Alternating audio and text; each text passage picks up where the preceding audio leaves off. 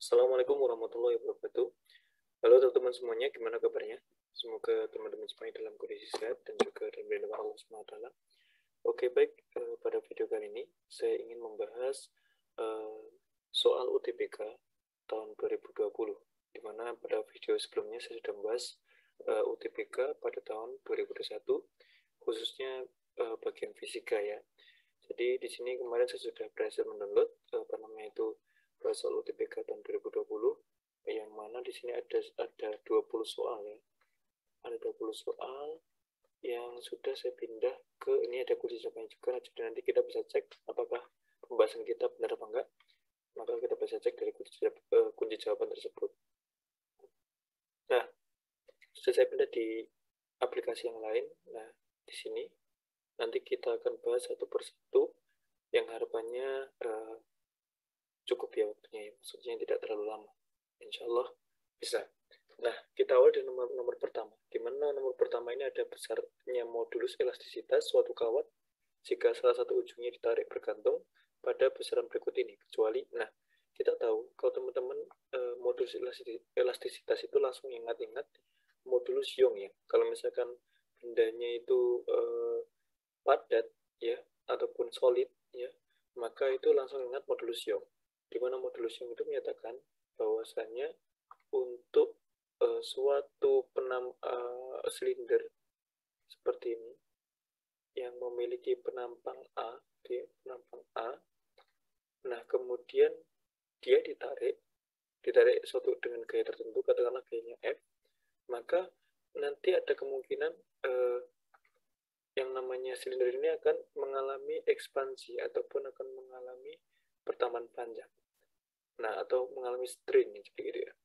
Jadi di sini F ini memberikan stres kepada padatan ini yang nanti menghasilkan strain. Strain itu pergeseran panjang ini, delta L, di mana panjang awalnya ini adalah L gitu ya. Maka nanti ada dua besaran, yaitu besaran stres yang mana itu akan sama dengan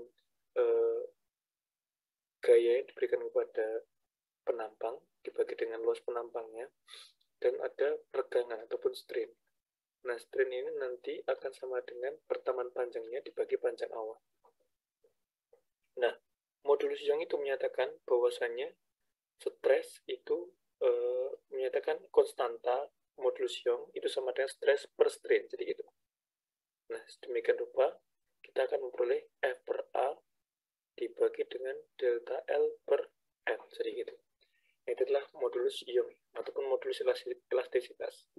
Nah, sekarang case-nya itu kebanyakan F itu bisa dilakukan dengan apapun ya. Jadi biasanya kalau misalkan di problem itu ya F-nya bisa diganti apapun, bisa tarikan ataupun bisa karena tarikan karena adanya suatu benda. Misalkan di sini penampang kita ini kita letakkan secara vertikal, di mana nanti yang ujung bawahnya ini diikatkan pada suatu massa beban gitu ya. Nah, akibatnya nanti strain akan muncul akibat gaya gravitasi dari benda yang menarik penampang ataupun ini bisa kita katakan silinder ya. Jadi gitu. Nah, jadinya kita peroleh kalau misalkan posisi seperti ini, kita akan memiliki gaya itu akan sama dengan gaya gravitasi dari benda M kalikan G. Jadi gitu. Nah, sedemikian hingga nanti kita akan memperoleh Y itu akan sama dengan F-nya adalah mg dibagi dengan A, luas area dari penampang silinder ini, dibagi dengan delta L per L, jadi gitu. Nah, dari sini kita bisa memperoleh modulus elastisitas ataupun Y itu. Jadi ini Y ini adalah modulus elastisitas, itu akan dipengaruhi oleh beberapa faktor berikut, yaitu M, massa dari beban. Berarti ini ada ini massa beban ada. Terus G, percepatan gravitasi juga ikut-ikut. Nah, terus kemudian ada L juga, panjang kawat. Nah, jari-jari kawat itu apa? Nah, jari-jari kawat itu nanti sama dengan karena A di sini adalah lingkaran, maka A itu akan sama dengan PR kuadrat, jadi gitu ya, ataupun jari-jari kawat ini, ataupun jari-jari penampang ini, penampang kawat. Nah, maka Ya sama, berarti karena Y nanti tadi bergantung pada A juga, maka yang jari-jari kawat juga benar. Maka yang salah di sini hanya yang massa kawat. Jadi massa kawat tidak ikut campur untuk perhitungan modulus elastisitasnya. Oke, itu yang pertama. Maaf ya, ini agak batuk. Nah, sekarang nomor 2. Nomor 2 di sini ada sebuah kalorimeter yang kapasitas kalorinya 50 kalori per derajat Celcius, berisi 200 gram air yang bersuhu 20 derajat Celcius. Kemudian ke dalam kalorimeter itu dimasukkan 100 gram es yang suhunya awalnya minus 10 derajat Celcius. Nah, setelah dicapai kesetimbangan termis, massa es yang belum melebur adalah, nah sebelum mengerjakan ini, harus kita ingat-ingat ada koefisien ataupun konstanta yang harus kita ingat-ingat ya. Bahwasanya kalor jenis dari air itu akan sama dengan 1 kalori per gram derajat Celcius. Nah, kalor jenis es itu setengahnya dari air. Nah, setengahnya dari air, sedemikian hingga nanti ya setengah kalori per gram derajat Celcius. Nah, ada juga kalor lebur. Kalor lebur dari es itu sekitar 80 kalori per gram. Jadi gitu. Jadi kalau lebur es itu cuma kalori per gram saja. Karena nanti kalau lebur es tidak hanya bergantung pada masanya benda, tidak bergantung pada perubahan suhu. Karena pas waktu melebur itu suhunya konstan. Jadi gitu. Setelah dicapai keseimbangan termis, massa es yang melebur adalah, nah bisa kita lihat di sini bahwasanya sistem kita itu sebagaimana berikut. Kita memiliki kalorimeter, di mana dalam kalorimeter itu ada air. Nah, ada air yang massa airnya di sini adalah 200 gram. Nah, kemudian kita memiliki kalorimeter ini. Kalorimeter itu adalah suatu wadah ya, kayak termos gitu ya. Jadi termos itu adalah salah satu kalorimeter. Kalorimeter ini memiliki kapasitas kalor. Bedanya kapasitas kalor sama kalor jenis itu, kalau kapasitas kalor itu tinggal dikalikan delta T untuk mendapatkan Q. Nah, C-nya kalorimeter ini sama dengan 50 kalori per derajat Celcius, jadi gitu. Nah, di sini ada es. Es yang kemudian suhunya itu10 derajat Celcius dengan massa 100 gram. 100 gram dengan suhu minus 10 derajat Celcius. Dan ini dimasukkan ke dalam sini. Ini dimasukkan ke dalam sini. Seperti ini. Nah, karena tadi ditanyakan massa es yang melebur, bisa kita lihat dari jawaban juga bahwa tidak ada yang melebihi 100 gram yang melebur juga, yang melebur. Berarti tidak semua, dari soal ini disimpulkan bahwa tidak semua es melebur. Karena tidak semua es melebur, maka suhu terakhir harus masih 0 derajat. Nah, jadi sehingga suhu akhir harus masih 0 derajat. Ataupun suhu akhir adalah 0 derajat gitu ya. Nah, karena esnya belum melebur semua. Kecuali kalau sudah melebur semua, maka nanti ada kemungkinan untuk menaikkan suhu. Tapi karena ini tidak semua es melebur, maka suhu akhir itu masih 0 derajat. Nah, kemudian sekarang mari kita analisis satu persatu, di mana kita menganalisis bagaimana asas Blake, kita mencari kalor yang dilepas. Nah, di mana kalor yang dilepas ini adalah yang melepasnya itu air. Nah, karena suhu airnya 0, maka tinggal menggunakan ini aja. Massa air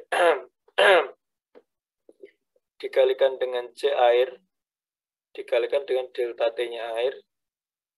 Nah, ditambah dengan langsung saja, kalau misalkan kalorimeter itu tinggal C kalorimeter tanpa ada MC ya, langsung dikalikan dengan delta T. Delta T kalorimeter, jadi gitu. Nah, massa di sini tadi adalah 200 gram, dikalikan C airnya adalah 1, delta T airnya dari 20 ke 0, jadi 20 minus 0, jadi gitu. Nah, C kalorimeter berapa? 50 dikalikan dengan delta T-nya adalah, nah, karena kalorimeter itu awalnya akan memiliki suhu yang sama dengan air, jadi pastikan ya kalau misalkan seperti ini, kalau ada soal seperti ini, kemudian yang diketahui cuma suhunya cuma satu aja, maka ini suhu keduanya. Karena yang namanya kondisi awal berarti kondisi kesetimbangan. Berarti kalorimeter dan juga air memiliki suhu yang sama, yaitu 20. Sehingga awalnya 20 dan akhirnya juga 0. 20 min 0 seperti ini. Nah, dari sini kita akan memperoleh 200 kali 20 nanti akan sama dengan 4000. Ditambah dengan 50 kali 20 adalah 1000. Sehingga kita peroleh Q lepasnya adalah 5000 kalori. Jadi gitu. 5000 kalori. Nah, kemudian S akan menerima kalori tersebut. Nah, kalori tersebut akan diterima S dan dirubahnya menjadi menjadi dua jenis kalori ya. Pertama, kalori untuk menaikkan suhu S, yaitu dari minus 10 ke 0 ya, karena suhu airnya 0. Nah, setelah itu digunakan untuk meleburkan S. Nah, berarti karena tidak semuanya melebur, maka kita simbolkan delta ME.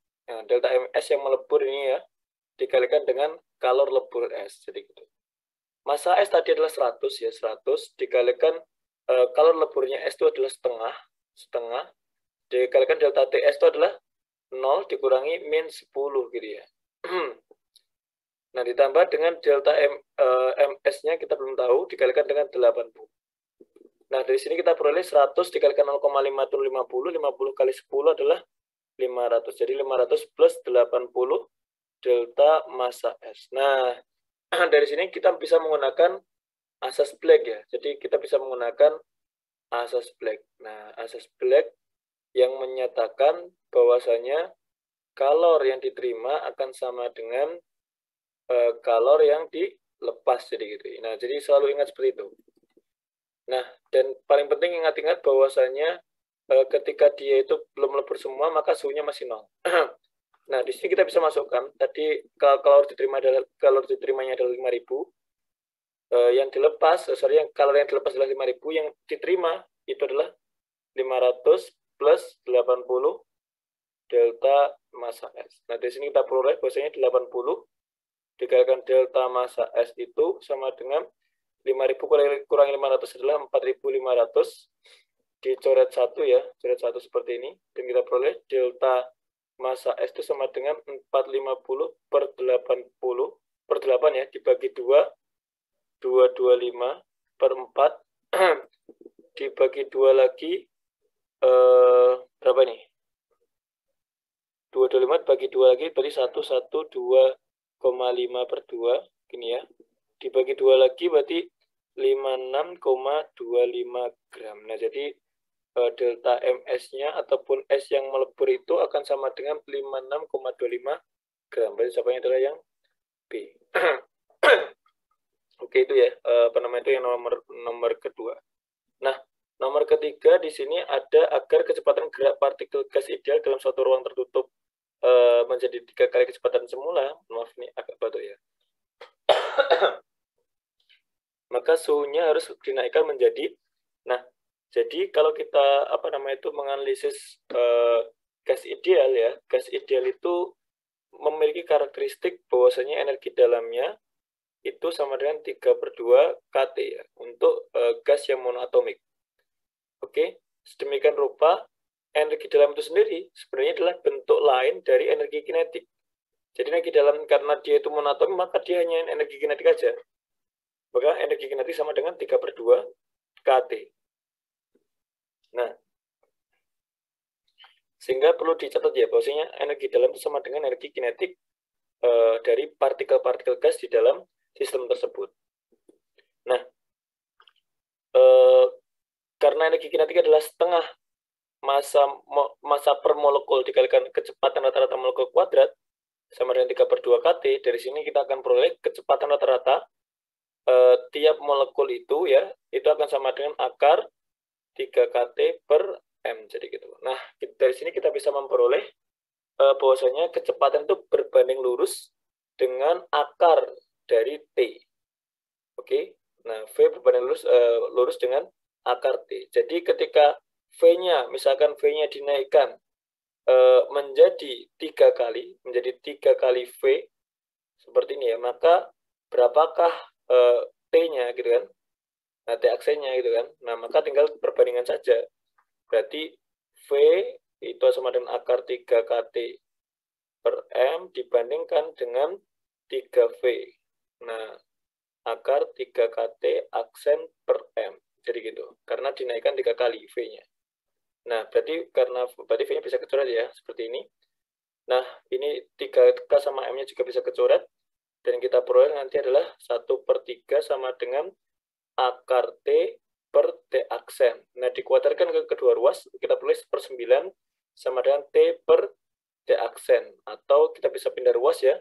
T aksen pindah ruas ke kiri, 9 pindah ruas ke kanan, T aksen sama dengan 9T. Oh, jadi ternyata suhunya harus dinaikkan 9 kali semula. Jadi gitu. Oke, itu adalah caranya. Yang paling penting adalah teman-teman harus mengetahui bahwasanya energi dalam itu ya bentuk lain dari energi kinetik tiap partikel gas di dalam sistem. Nah, sekarang yang nomor 4. Perhatikan gambar berikut. Nah, untuk mengerjakan ini, maka kita gambar dulu ya. Gambar dulu, karena nanti mungkin lumayan crowded nanti kalau nggak digambar. Oke, seperti ini. Nah, oke, digambar ulang ya. Ini saya flip saja ya gambarnya. Jadi teman-teman agar bisa bayangkan ini cuma flip 90 derajat berlawanan jarum jam ya. Nah, jadi ini adalah 16 volt. Ini adalah 18 volt. Terus ini adalah 12 ohm. Ini adalah 4 ohm. Yang ini adalah 8 ohm. Jadi gitu. Nah, cara mengerjakan soal model kayak gini. Pertama, berikan salah satu arus pada salah satu kawat ya. Nah, berikan arus di sini. I. Nah, jadi gitu. Nah, contohnya gitu kan. Nah, setelah itu, nah arus ini kan ketika masuk percabangan itu nanti dibelah.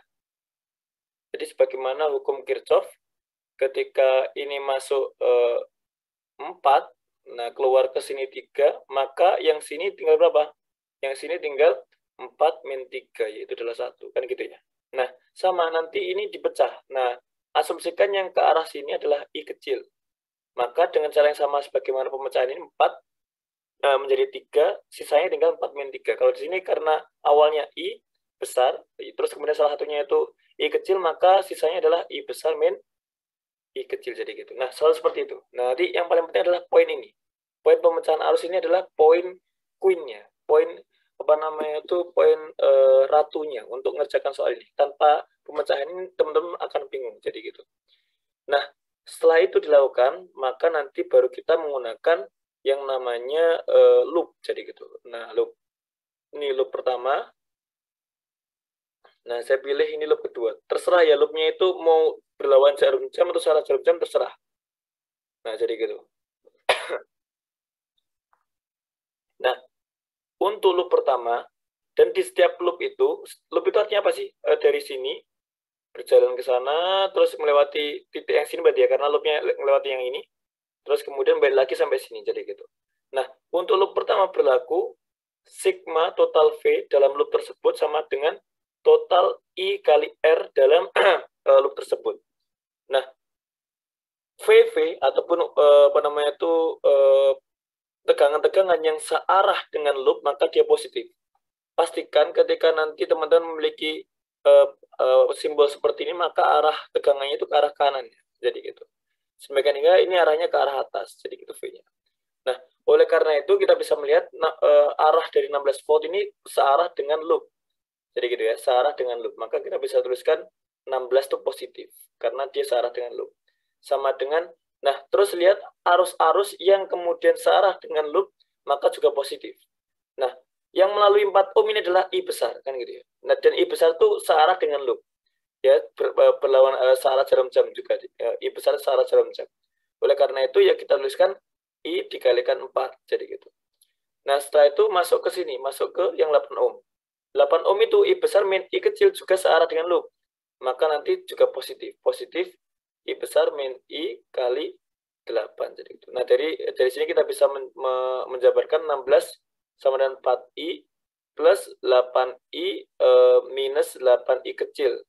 Atau kita bisa meringkas menjadi 12I besar min 8I kecil sama dengan 16 atau dibagi dengan 4, kita peroleh 3i minus 2i kecil sama dengan 4. Nah, ini adalah persamaan pertama ya. Nah, ini persamaan pertama. Oke, seperti itu.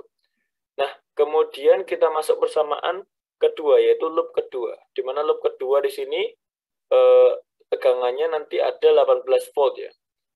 Loop kedua berarti nanti sigma V sama dengan sigma I kali R. Nah, kita lihat di sini loopnya itu berlawanan jarum jam.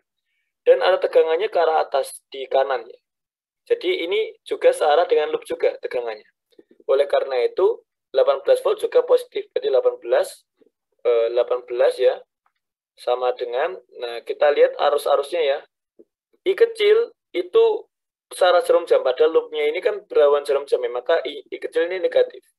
Yang dilewati I kecil adalah 12 ohm. Jadinya nanti minus karena berlawanan loop, I dikalikan 12. Jadi gitu. Nah, terus kemudian ditambah, nah ini yang I besar min I kecil, nah ini akan searah dengan loop, karena kalau dari parameter loop yang kanan, I besar min I kecil ini berlawanan jarum jam, searah dengan loopnya, maka positif. Plus I besar min I kecil dikalikan dengan 8. Nah, dari sini kita akan memperoleh 18 sama dengan minus 12 I kecil plus 8 I besar min 8 I kecil. Nah, sedemikian hingga nanti kita bisa menjabarkannya ataupun menggabung yang I kecil itu tadi. Minus 20 I kecil plus 8 I besar sama dengan 18. Ketika dibagi 2, kita peroleh 4 I besar min 5 I kecil sama 10 ya. 10 I kecil sama dengan 9. Nah, ini adalah persamaan 2. Oke. Dari sini nanti baru kita akan eliminasi persamaan 1 dan persamaan 2. Jadi gitu. Nah, gimana cara eliminasinya? Saya tambah page dulu. Gampang sekali sebenarnya eliminasinya. Tinggal merecall ataupun memanggil kedua persamaan. Persamaan 1, yaitu 3I besar minus 2I. Kalau nggak salah sama dengan apa tadi? 4 ya. Sementara persamaan 2, ini persamaan 2 itu adalah 4I besar min 10I kecil sama dengan 9. Nah, cara mudahnya adalah dikalikan 5 yang atas, yang bawah dikalikan 1 untuk mengeliminasi yang I kecil. Nah, sehingga dikurangi saja, maka nanti I kecilnya bisa kecoret. Atas 5 kali 3, 15. 15 kurangi 4, nanti jadinya 11I. Yang luas kanan 5 kali 4, 20. 20 kurangi 9 adalah 11 juga. Dari sini kita akan peroleh bahwasanya I besar sama dengan 1 ampere. Jadi gitu. Nah, kemudian kita tinggal masukkan ke salah satu persamaan saja. 3I besar min 2I kecil sama dengan 4. Maka 2I kecil sama dengan 3I besar min 4. Nah, I-nya dimasukkan berarti 3 kali 1 dikurangi 4 itu sama dengan min 1. Berarti 2I kecil sama dengan min 1, ataupun I kecil itu sama dengan minus setengah ampere. Jadi gitu. Oke, jadi kita sudah dapat I besar sama I kecilnya. Yang ditanyakan apa? Yang ditanyakan adalah daya listrik pada hambatan 8 ohm. Nah, daya itu rumusnya adalah kalau pakai arus, maka P itu sama dengan I kuadrat kali R. Nah, berarti kalau misalkan P8, P yang melalui P daya yang dialami oleh 8 ohm itu, kita lihat arus yang melalui 8 ohm itu adalah I besar min I kecil. Nah, maka nanti kita menggunakan arus itu. Jadi I besar min I kecil kuadrat dikalikan dengan 8. Nah, berapa I besarnya? I besarnya adalah 1. I kecilnya adalah minus 0,5, maka minus 0,5. Oke, seperti ini. Dikuadratkan dikalikan 8. Itu berapa berarti? 1 ditambah, nah itu ya. Berarti 1,5 kuadrat dikalikan dengan 8.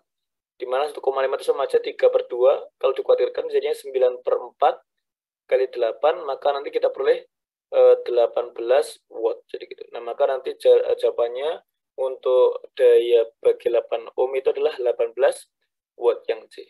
Oke?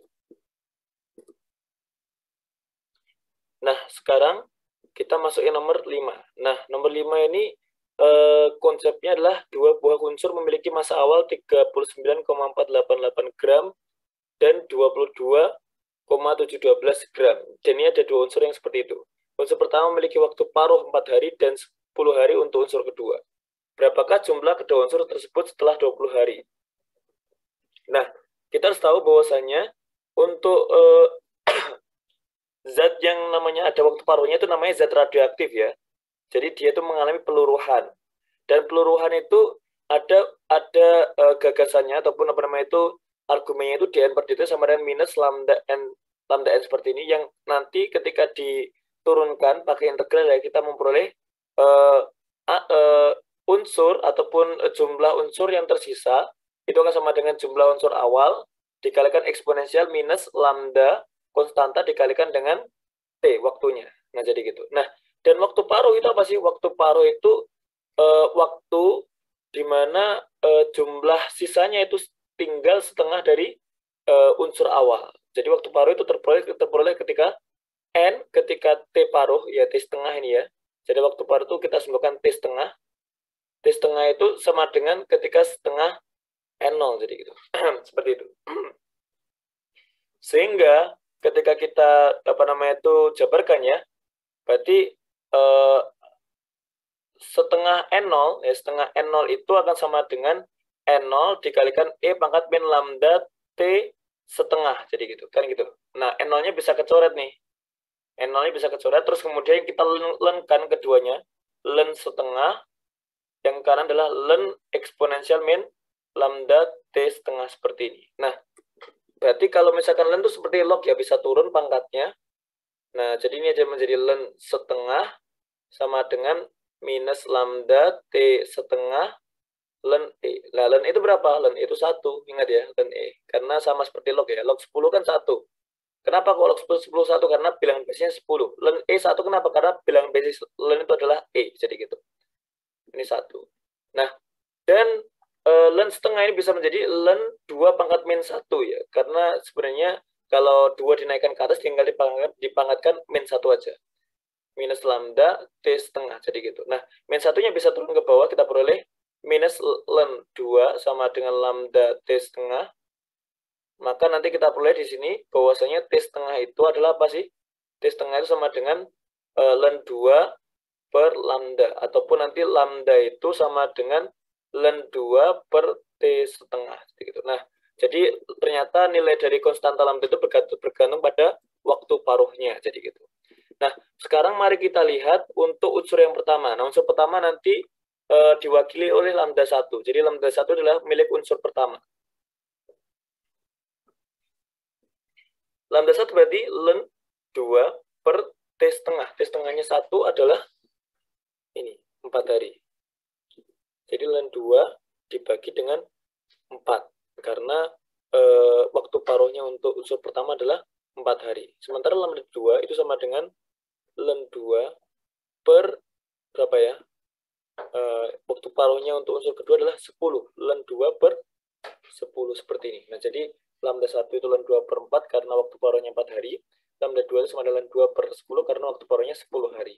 Nah, dari sini karena kita sudah mendapatkan apa namanya itu konstantanya masing-masing, maka kita bisa memperoleh n-nya masing-masing. Bahwasanya n1 itu akan sama dengan n0 eksponensial min lambda 1t, atau nanti kita peroleh n0, ini lebih tepatnya n01 ya, n0 miliknya 1, n01 eksponensial minus len 2 per 4t, jadi gitu.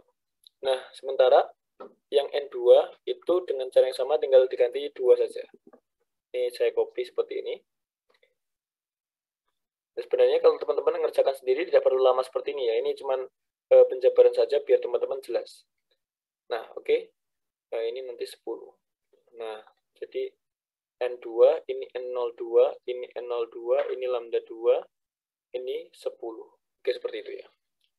Nah, dari sini kita akan memperoleh bahwasanya karena ditanyakan di sini adalah berapakah jumlah kedua unsur tersebut setelah 20 hari, maka kita masukkan N20.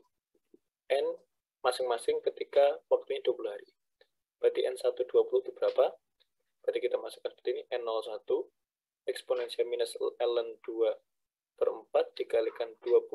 Nah, berarti sama dengan N01 eksponensial minus 5 ln 2. Jadi gitu. Itu adalah yang N1 saat 20 hari.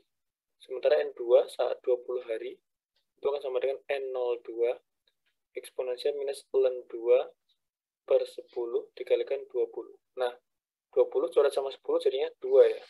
Berarti N02 eksponensial minus 2 ln 2. Nah, kita kemudian untuk menghitung jumlah tutul kedua unsur, maka dijumlahkan saja. Maka N total itu akan sama dengan jumlah dari itu. N01 eksponensial minus 5 ln 2 ditambah N02 eksponensial minus 2 ln 2 seperti ini. Nah, sebenarnya 5 ini bisa naik ke atas ya. Minus 5 itu bisa naik ke atas ke pangkat menjadi pangkatnya 2. Sehingga kita peroleh N01. Ingat ya teman-teman semuanya, kalau misalkan kita memiliki A log B, biar teman-teman ingat lagi A log B, ataupun ini akan sama dengan atau nanti ketika kita memiliki A ln B jadi gitu ya, maka nanti A-nya itu bisa menjadi pangkatnya B. Jadi ini adalah identitas logaritma ya.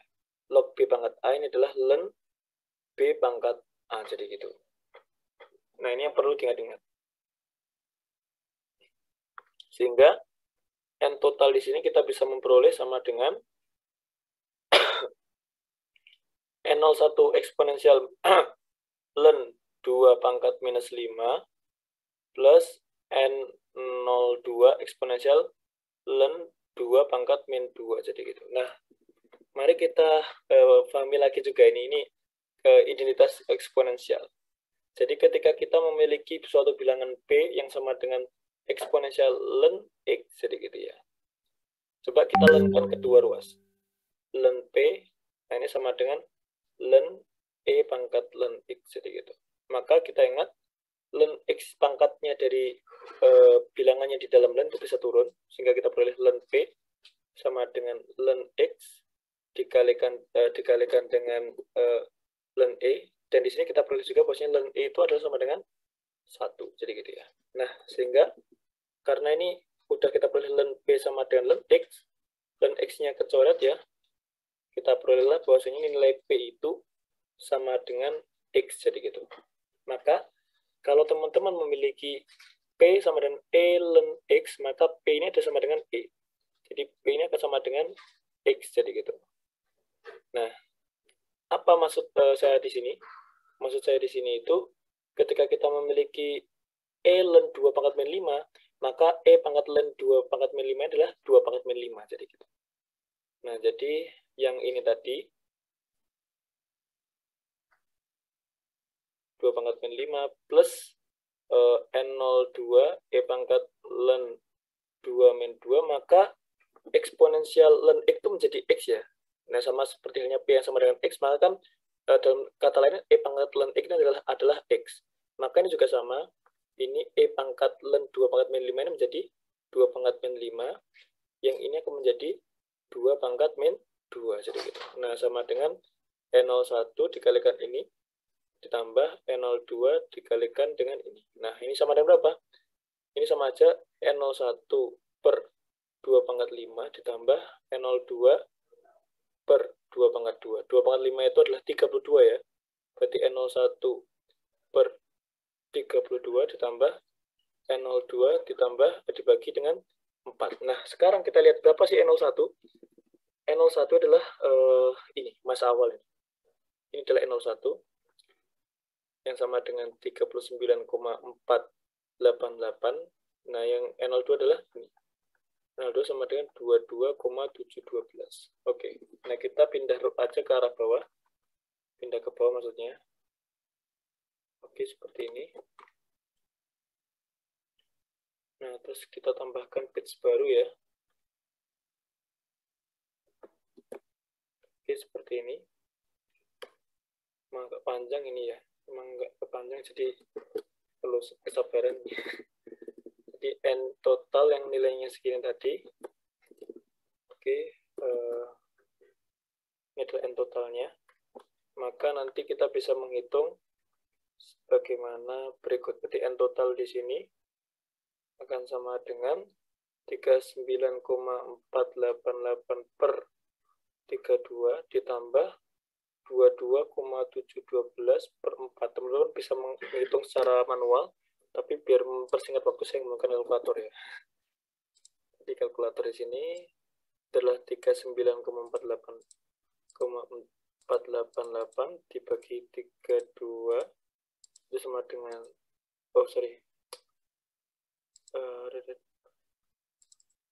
39,488 dibagi 32 1,234 ya.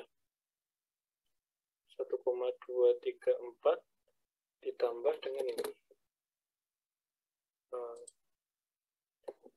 22,712 dibagi dengan 5,678. Lucu ya angkanya. 1,234 5678. Kayak urut aja, jadi mungkin dibuat seperti ini. Tapi nggak tahu kok bisa kayak gini, gimana nggak tahu. Ditambah dengan 1,234 dan hasilnya adalah 6,912 gram. 6,912 gram. Jadi ini adalah jumlah total unsur saat 20 hari. Dan ini jawabannya berarti adalah yang A, jadi gitu. Oke, itu teman-teman, mungkin ini soal yang paling panjang dibandingkan yang lainnya. Kalau yang lain tidak terlalu panjang.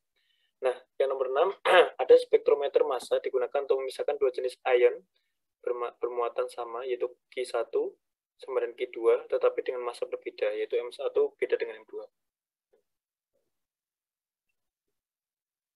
Nah, setelah dipercepat dengan beda potensial V, ion-ion tadi bergerak memasuki daerah bermedan magnet seragam B secara tegak lurus, sehingga mereka mengikuti lintasan gerak berbentuk lingkaran dengan jari-jari R. Anggaplah bahwa pada saat memasuki daerah bermedan magnet B, kecepatan kedua massa adalah V1 dan V2. Serta jari-jari lintasan keduanya adalah R1 dan R2. Bila M2 sama dengan 4 M1 dan V1 sama dengan 2 V2, maka berlaku. Nah, maka teman-teman harus tahu ketika kita bicara spektrometer, maka skemanya seperti bagaimana berikut. Jadi ini ada medan magnet yang kemudian nanti muatan itu dilewatkan secara tegak lurus dari medan magnet itu. Jadi ini medan magnetnya ke arah dalam ya, ke arah dalam. Maksudnya tegak lurus itu berarti nanti Q-nya itu ya gerak ke arah kanan, berarti kan nanti dia ini sama aja tegak lurus. Nah, jadi gitu. Nah, sehingga nanti dia akan bergerak melingkar seperti ini. Oke, nah ketika bergerak melingkar seperti ini, maka nanti apa sih yang menyebabkan dia melingkar? Yang menyebabkan dia melingkar itu karena adanya gaya magnet ya. Nah, gaya magnet FB, di mana FB itu akan senilai dengan muatannya dikalikan dengan kecepatan dari muatan tersebut. Nah, kecepatan muatan tersebut seperti ini. Ini sulit sekali menggambar V. Ini V-nya. Nah, dikalikan V-nya dikalikan dengan medan magnet yang menuju ke dalam bidang ini. Nah, seperti itu. Nah, kemudian akibat gaya medan magnet yang kemudian tegak lurus dengan kecepatan ini, maka nanti dia akan bergerak melingkar ataupun bergerak secara sentripetal dengan jari-jari R. Oke, karena benda bergerak melingkar, maka nanti gayanya itu akan mengikuti gerak sentripetal, yaitu sigma F sama dengan massa dikalikan percepatan sentripetal. Ya, dimana percepatan sentripetal itu akan sama dengan kecepatannya kuadrat dibagi dengan R, jadi gitu. Nah, gayanya cuman gaya FB saja, dan gaya sentripetal itu harus ke arah pusat, dan FB ini memang ke arah pusat, yaitu Q, V, B, jadi gitu.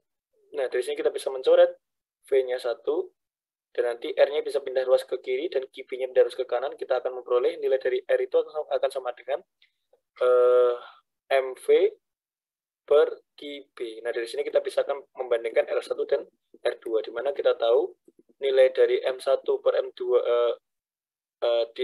kita tahu M1 per M2 itu sama dengan 1/4 ya, dan V1 per V2 itu sama dengan 2/1. Oke, seperti itu. Nah, jadi di sini kita bisa bandingkan R1 banding R2 sama dengan M1 V1 per Q1B karena B-nya sama dibagi M2 V2 per Q2B, jadi gitu. Nah, karena Q-nya itu sama, maka QB-nya bisa kecoret gitu ya. Ini sama ini bisa kecoret karena sama. Jadi sisa apa? Sisa M1 V1 per M2 V2. Di mana M1 per M2 adalah 1/4, ini 1, ini 4, V1 per V2 itu adalah 2/1. Ini 2, ini 1, jadinya adalah 2/4 itu setengah. Sehingga kita peroleh R1 itu akan sama dengan setengah R2 atau R1 itu sama dengan 0,5 R2. Jadi gitu. Nah, jadi jawabannya adalah yang D. Oke, seperti itu cara mengerjakan soal spektrometer. Jadi gitu. Dan ini sangat digunakan untuk pemisahan ya. Pemisahan massa-massa yang tidak diinginkan pada suatu material. Jadi gitu. Oke. Nah, sekarang kita lanjut ke yang nomor 7. Pada jarak 3 meter dari sumber ledakan terdengar bunyi dengan taraf intensitas 50 dB. Ingat bahwasanya taraf intensitas itu akan memiliki formulasi 10 log intensitas dibagi dengan intensitas ambang. Jadi gitu. Dimana I0 ini akan sama untuk seluruh bunyi. Jadi gitu ya. Nah, untuk pada jarak 30 meter dari sumber ledakan, bunyi ini terdengar dengan taraf intensitas. Jadi diketahui ketika jarak 3 meter itu TI-nya sama dengan 50. Nah, ini ditanyakan untuk jarak 30 meter itu berapa TI-nya kan gitu ya. Nah, maka untuk menjelaskan ini bisa menggunakan komparasi sebagaimana berikut. Ingat I itu sendiri adalah sama dengan apa sih? I itu sama dengan daya dari sumber bunyi dibagi dengan 4pi jarak dari bunyi kuadrat.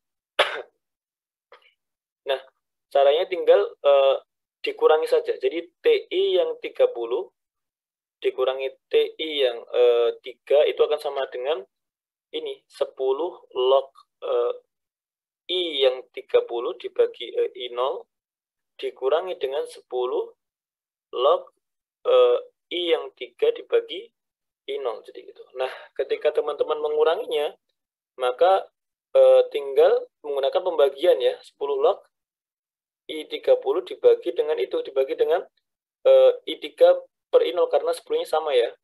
Maka kalau dibagi tinggal dibalik saja, kita peroleh I0 per I3 seperti ini. Nah, I0-nya bisa kecoret. Dan karena I itu adalah P per 4 pi R kuadrat, maka ini bisa kecoret juga. Yang ini adalah kecoret sama sini menjadi 1 per 30 kuadrat, gini ya. Ataupun, ntar dulu aja, biar teman-teman tahu gitu ya. Saya jabarkan lagi, bahwa nilai dari I30 itu akan sama dengan P per 4 pi 30 kuadrat dikalikan dengan I3 itu adalah P per 4 pi 3 kuadrat. Karena dia di bawah, maka nanti 3 kuadratnya ke atas sama 4 pi-nya ya. 4 pi 3 kuadrat, ini bukan derajat tapi kuadrat ya. Kuadrat dibagi P. Nah, baik I3 sama I30 kan sumber ledakannya kan sama ya. Maka P-nya sama. P itu tergantung sumber. Ketika sumbernya sama, maka P-nya juga sama. 4pi sama untuk seluruh hal. Maka nanti kita akan memperoleh nilainya adalah 10 log. Nah, ini 3 sama 30 karena sama kuadrat dikelompokkan jadi 1. 3 per 30 kuadrat jadi gitu. Nah, sebagaimana konsep yang sudah saya bilang tadi, ketika ini pangkat dari angka dalam log, maka dia bisa turun. Nah, berarti bisa turun ke arah sini, dan dikalikan kepada 10, kita peroleh 20 log. 20 log, 3 per 30 adalah 1/10. Nah, 1/10 itu berapa? 1/10 adalah 10 pangkat min 1. Nah, min 1-nya bisa turun juga ke bawah, sehingga kita peroleh minus 20 log 10. Nah, berapa log 10 itu? 1. Nah, jadi kita peroleh ini sama dengan minus 20, di mana ini adalah TI 30 minus TI 3. Berarti berapa TI 30? TI 30 akan sama dengan TI 3 dikurangi 20. TI 3 tadi sama dengan 50 dikurangi 20 menjadi 30 desibel. Nah, itu adalah cara untuk menentukan taraf intensitas dalam desibel untuk dua pengamat berbeda yang jaraknya juga berbeda. Oke, nomor 8 sekarang. Sebuah bola tenis bermassa 100 gram dilemparkan tegalus ke tembok dengan kecepatan 5 meter per sekon. Jadi sini ada tembok. Terus kemudian di sini ada bola. Dan bola itu bergerak ke arah tembok dengan kecepatan 5 meter per detik. Jadi gitu. Nah, ini dia akan menumbuk di sini. Nah, jadi asumsikan arah positif itu ke arah mukanya dari tembok, karena nanti dia akan terpantau ya. Jadi ini ke arah positif, ke arah kiri. Ini arah positif ya, X positif. Nah, demikian hingga nanti kecepatan 5 meter per sekon ini kecepatannya negatif, jadi gitu, karena dia berlawanan dengan arah positif. Nah, ketika sampai tembok, dia nanti akan terpantul. Dia akan terpantul ke arah sana. Nah, ini menjadi V aksen, yang itu sama dengan 15 meter per sekon, jadi gitu. Jadi ingat, ini adalah negatif ya. Kenapa kok negatif? Karena dia berlawanan dengan arah positif, yang sini menjadi positif, karena dia searah dengan arah positifnya, jadi gitu. Dan proses tumbukan dari sini ke sini itu terjadi selama delta T-nya itu sama dengan 0,25 sekon, jadi gitu ya. Bola tersebut menembus dinding selama 0,25 detik. Jadi dia itu akan stay, ataupun proses tumbukan itu proses perubahan kecepatan dari ke arah kanan ke arah kiri itu ketika di tembok perubahannya itu. Nah, ketika di tembok itu perubahannya itu selama 0,25 detik. Nah, kira-kira konsep apa yang digunakan untuk mengerjakan soal ini? Karena yang ditanyakan adalah berapakah besar gaya yang diberikan tembok terhadap bola tersebut. Maka konsep yang digunakan untuk soal seperti ini itu adalah karena merubah kecepatan dalam waktu tertentu, maka kita bisa menggunakan konsep gaya secara langsung bisa, atau impuls juga bisa. Kalau gaya secara langsung, ingat gaya itu sama dengan apa sih? Gaya itu sama dengan massa dikalikan percepatan, gitu ya. Massa dikalikan percepatan itu berapa? Percepatan itu apa? Perubahan kecepatan dibagi perubahan waktu, jadi gitu. Nah, massanya berapa di sini? Massanya di sini adalah 100 gram. Usahakan massa itu dalam kilogram untuk menjadi newton, jadi gitu ya. Massanya 100 gram atau sama dengan 0,1 kilogram. Nah, berarti massanya 0,1. Delta V-nya usahakan enggak diusahakan ya, langsung saja dimasukkan saja. Dikalikan delta V itu adalah V aksen dikurangi V dibagi dengan delta T, jadi gitu. Nah, ini adalah 0,1 dikalikan dengan V aksennya itu berapa? 15 positif ya, karena dia searah dengan arah positif, dikurangi dengan 5. Nah, 5-nya itu negatif karena dia berlawanan arah positif, jadinya minus 5. Jadi minus 5 itu diperoleh karena arahnya itu ke kanan, padahal positif kita ke kiri, jadi gitu. Jadi usahakan teman-teman semuanya, ketika kecepatan itu memiliki arah berbeda, itu tandanya berbeda, jadi gitu. Jangan sampai sama. Kalau sama nanti teman-teman salah. Kalau misalkan teman-teman masukkan ini 5 aja tanpa tanda minus, ya itu salah nanti, jadi gitu. Delta T-nya adalah 0,25 ataupun seperempat. Nah, sehingga kita peroleh 0,1, ini F-nya adalah 0,1, 15 minus 5 sama aja 15 plus 5, itu adalah 20 dibagi dengan seperempat, jadi gitu. Nah, sehingga kita peroleh 0,1 dikalikan 20 adalah 2 dibagi seperempat itu berarti dibalik ya, 2 kali 4. Nah, maka nanti sama dengan 8 Newton. Nah, maka F-nya di sini adalah 8 Newton, teman-teman semua. Itu kalau menggunakan konsep gaya secara langsung. Tapi sebenarnya di sini kita juga bisa menggunakan konsep impuls. Di mana konsep impuls itu adalah kita mencari dulu perubahan momentum delta P. Nah, delta P itu berarti apa? Ya, MV aksen dikurangi MV. Nah, kemudian delta P itu sebenarnya adalah impuls. Jadi impuls itu sama dengan delta P, jadi gitu. Dan impuls itu juga sama dengan gaya dikalikan delta T. Nah, dari sini nanti kita juga bisa mengkorelasikan dan kita peroleh F itu sama dengan delta P per delta T. Nah, hasilnya sama. Hasilnya sama. Kalau teman-teman mencoba, nanti insya Allah hasilnya juga sama. Oke, itu adalah yang nomor 8. Nah, sekarang yang nomor 9. Di sini nomor 9 ada sebuah percobaan celah ganda. Yang mana kita di video sebelumnya, di pembahasan UTBK 2021 juga udah mengerjakan soal model kayak gini. Yang intinya, teman-teman bisa melihat bagaimana cara mengerjakan di UTBK 2021 juga. Intinya, nanti kita memahami kalau D sin theta, ini ada D itu adalah jarak antar celah. Theta adalah elevasi ke arah terang atau gelap tertentu. Nah, ini akan sama dengan N lambda untuk terang, jadi gitu ya. Jadi, D sin theta sama dengan N lambda untuk terang ini, atau nanti bisa menjadi sin theta sama dengan N lambda per D. Dan sin theta ini nanti karena theta-nya kecil ya, dan di proses interferensi ataupun difraksi celah ganda itu theta itu kecil. Karena theta itu kecil, maka nanti kita bisa mendekati ini dengan nilai tan. Jadi tan theta itu sama dengan n lambda per d, jadi gitu. Sama saja. Nah, begitu juga untuk yang gelap. Gelap itu d sin theta n min setengah lambda. Nah, ini adalah yang gelap. Nah, sama dengan yang terang, ini juga bisa didekati dengan tan theta, sehingga kita peroleh tan theta akan sama dengan n min setengah lambda per d, jadi gitu. Nah, itu yang harus dipahami teman-teman semuanya. Nah, sekarang gimana sih sistemnya itu? Sistemnya itu sangat mudah sekali. Jadi ini ada dua celah gitu ya, dua celah. Tapi ini sangat sulit untuk dipercobakan kalau misalkan manual tanpa adanya bantuan orang lain gitu ya. Dan ini ada layarnya gitu. Nah, di sini ada yang gelap, ada yang gelap seperti ini. Oke, ini ada yang gelap dan ada yang terang. Jadi ada gelap dan terang. Seperti itu. Nah, di sini diminta untuk apa sih? Pada percobaan celah ganda dengan jarak antar celahnya 1 mm dan layar yang berjarak 1 meter dari celah. Jadi ternyata D-nya di sini adalah 1 mm ya. D-nya di sini adalah 1 mm. Kemudian jarak antar celahnya di sini adalah L, yang itu sama dengan 1 meter.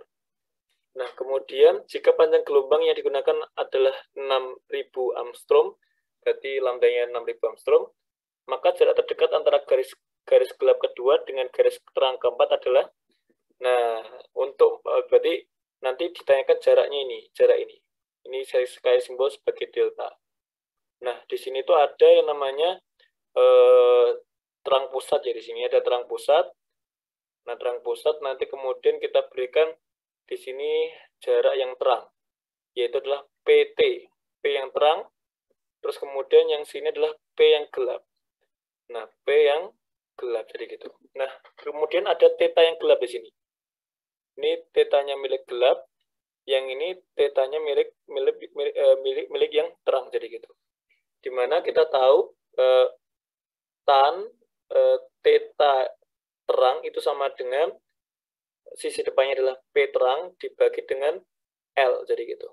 Dan tan theta yang gelap itu akan sama dengan P gelap dibagi dengan L, jadi gitu. Nah, dari situ nanti kita bisa menggunakan tan theta itu untuk perhitungan yang di atas tadi, jadi gitu. Nah, di sini kita diberikan terangnya itu adalah terang ke berapa? Terangnya itu adalah jarak terang keempat. Nah, terangnya itu keempat, jadi gitu. Nah, terangnya ke-4. Sehingga nanti N-nya sama dengan 4. Kemudian gelapnya ke berapa? Gelap ke-2. Nah, kedua berarti, gelap kedua itu berarti N sama dengan 2. Nah, dari sini kita bisa menjabarkan ya, ketika terangnya ke-4 atau N sama dengan 4, maka kita bisa menggunakan ini secara langsung ya. Tan theta terang sama dengan N lambda per D. N-nya adalah 4 lambda per D, jadi gitu. Dan tan yang ini yang gelap, tan theta gelap itu sama dengan N min setengah, berarti N-nya adalah 2 min setengah lambda per D. 2 min setengah itu berapa? 3/2 ya, berarti 3 lambda per 2D. Nah, itu adalah gelap kedua. Nah, bagaimana kita mencari delta? Nah, kita bisa lihat di situ ya dari geometrinya. Maka delta itu secara simpel adalah PT dikurangi PG gitu. Jadi kita targetnya adalah mencari PT min PG. Nah, terus bagaimana kita mencari PT dan PG? Dengan tan theta tadi. Nah, tan theta kita itu kan sama dengan 4 lambda per D, ya kan? Tapi tan theta kita secara trigonometri tadi kita peroleh PT per L gitu ya.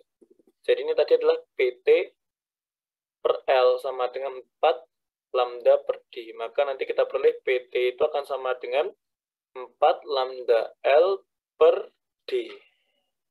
Sementara dengan cara yang sama, tan theta yang gelap itu sama dengan 3 lambda per 2D. Dan tan theta gelap tadi adalah PG per L gitu ya. P gelap per L sama dengan 3 lambda per 2D. Atau kita bisa tuliskan P gelap ini sama dengan 3 lambda L per 2D. Jadi gitu. Itu adalah apa namanya itu untuk menentukan PT sama PG. Nah, sekarang bagaimana deltanya ataupun jarak dari terang ke gelap, maka tinggal dikurangi PT min PG. Jadi delta itu ternyata sama dengan PT min PG. Dan PT itu adalah 4 lambda L per D dikurangi dengan 3 per 2 lambda L per D. Karena keduanya sama-sama memiliki lambda L per D, maka tinggal mengurangi 4 dikurangi dengan 3 per 2. Kira-kira berapa? Disamaan penyebutnya 2 menjadi 8 dikurangi 3 berarti 5. 5 per 2. 5 per 2 lambda L per D. Nah, ini tinggal dimasukkan saja berarti. 5 per 2 dikalikan lambda adalah 6.000, berarti 6.000 angstrom, berarti 6 kali 10 pangkat 3, dikalikan angstromnya berarti 10 pangkat minus 10. Nah, L-nya tadi adalah, ini ya, lambda tadi kan ini ya, lambda-nya tadi adalah 6.000 ini, berarti lambda sama dengan 6.000 angstrom, atau sama dengan 6 kali 10 pangkat min 3 kali 10 pangkat min, 6 kali 10 pangkat 3 ya, pangkat 3 kali 10 pangkat min 10 meter, jadi gitu. Nah, L-nya adalah 1 dan D-nya 1 mm. Nah, berarti ini L-nya adalah 1 dibagi dengan D-nya adalah 10 pangkat min 3 meter. Oke, nanti kita peroleh 5 per 2 adalah 2,5 kali 6 itu berapa ya? 5 kali 6, 30, 30 bagi 2, 15. 15 kali 10 pangkat 6 dikali 10 pangkat min 10, maka nanti kita peroleh deltanya sama dengan 15 kali 10 pangkat min 4 meter. Atau ini dijadikan 1,5, ini menjadi kali 10 pangkat min 3 meter. Atau dalam bentuk lain 1,5 mm. Ini adalah jaraknya. Oke? Jadi jaraknya adalah 1,5 mm. Nah, jadi yang jawabannya benar adalah yang D. Oke, itu adalah yang nomor 9 ya. Cara mencari jarak terang dan gelap. Nah, sekarang nomor 10. Seorang yang berkacamata miopi. Nah, kita harus ingat miopi itu apa? Miopi itu adalah rabun jauh ya. Miopi itu adalah rabun jauh. Nah,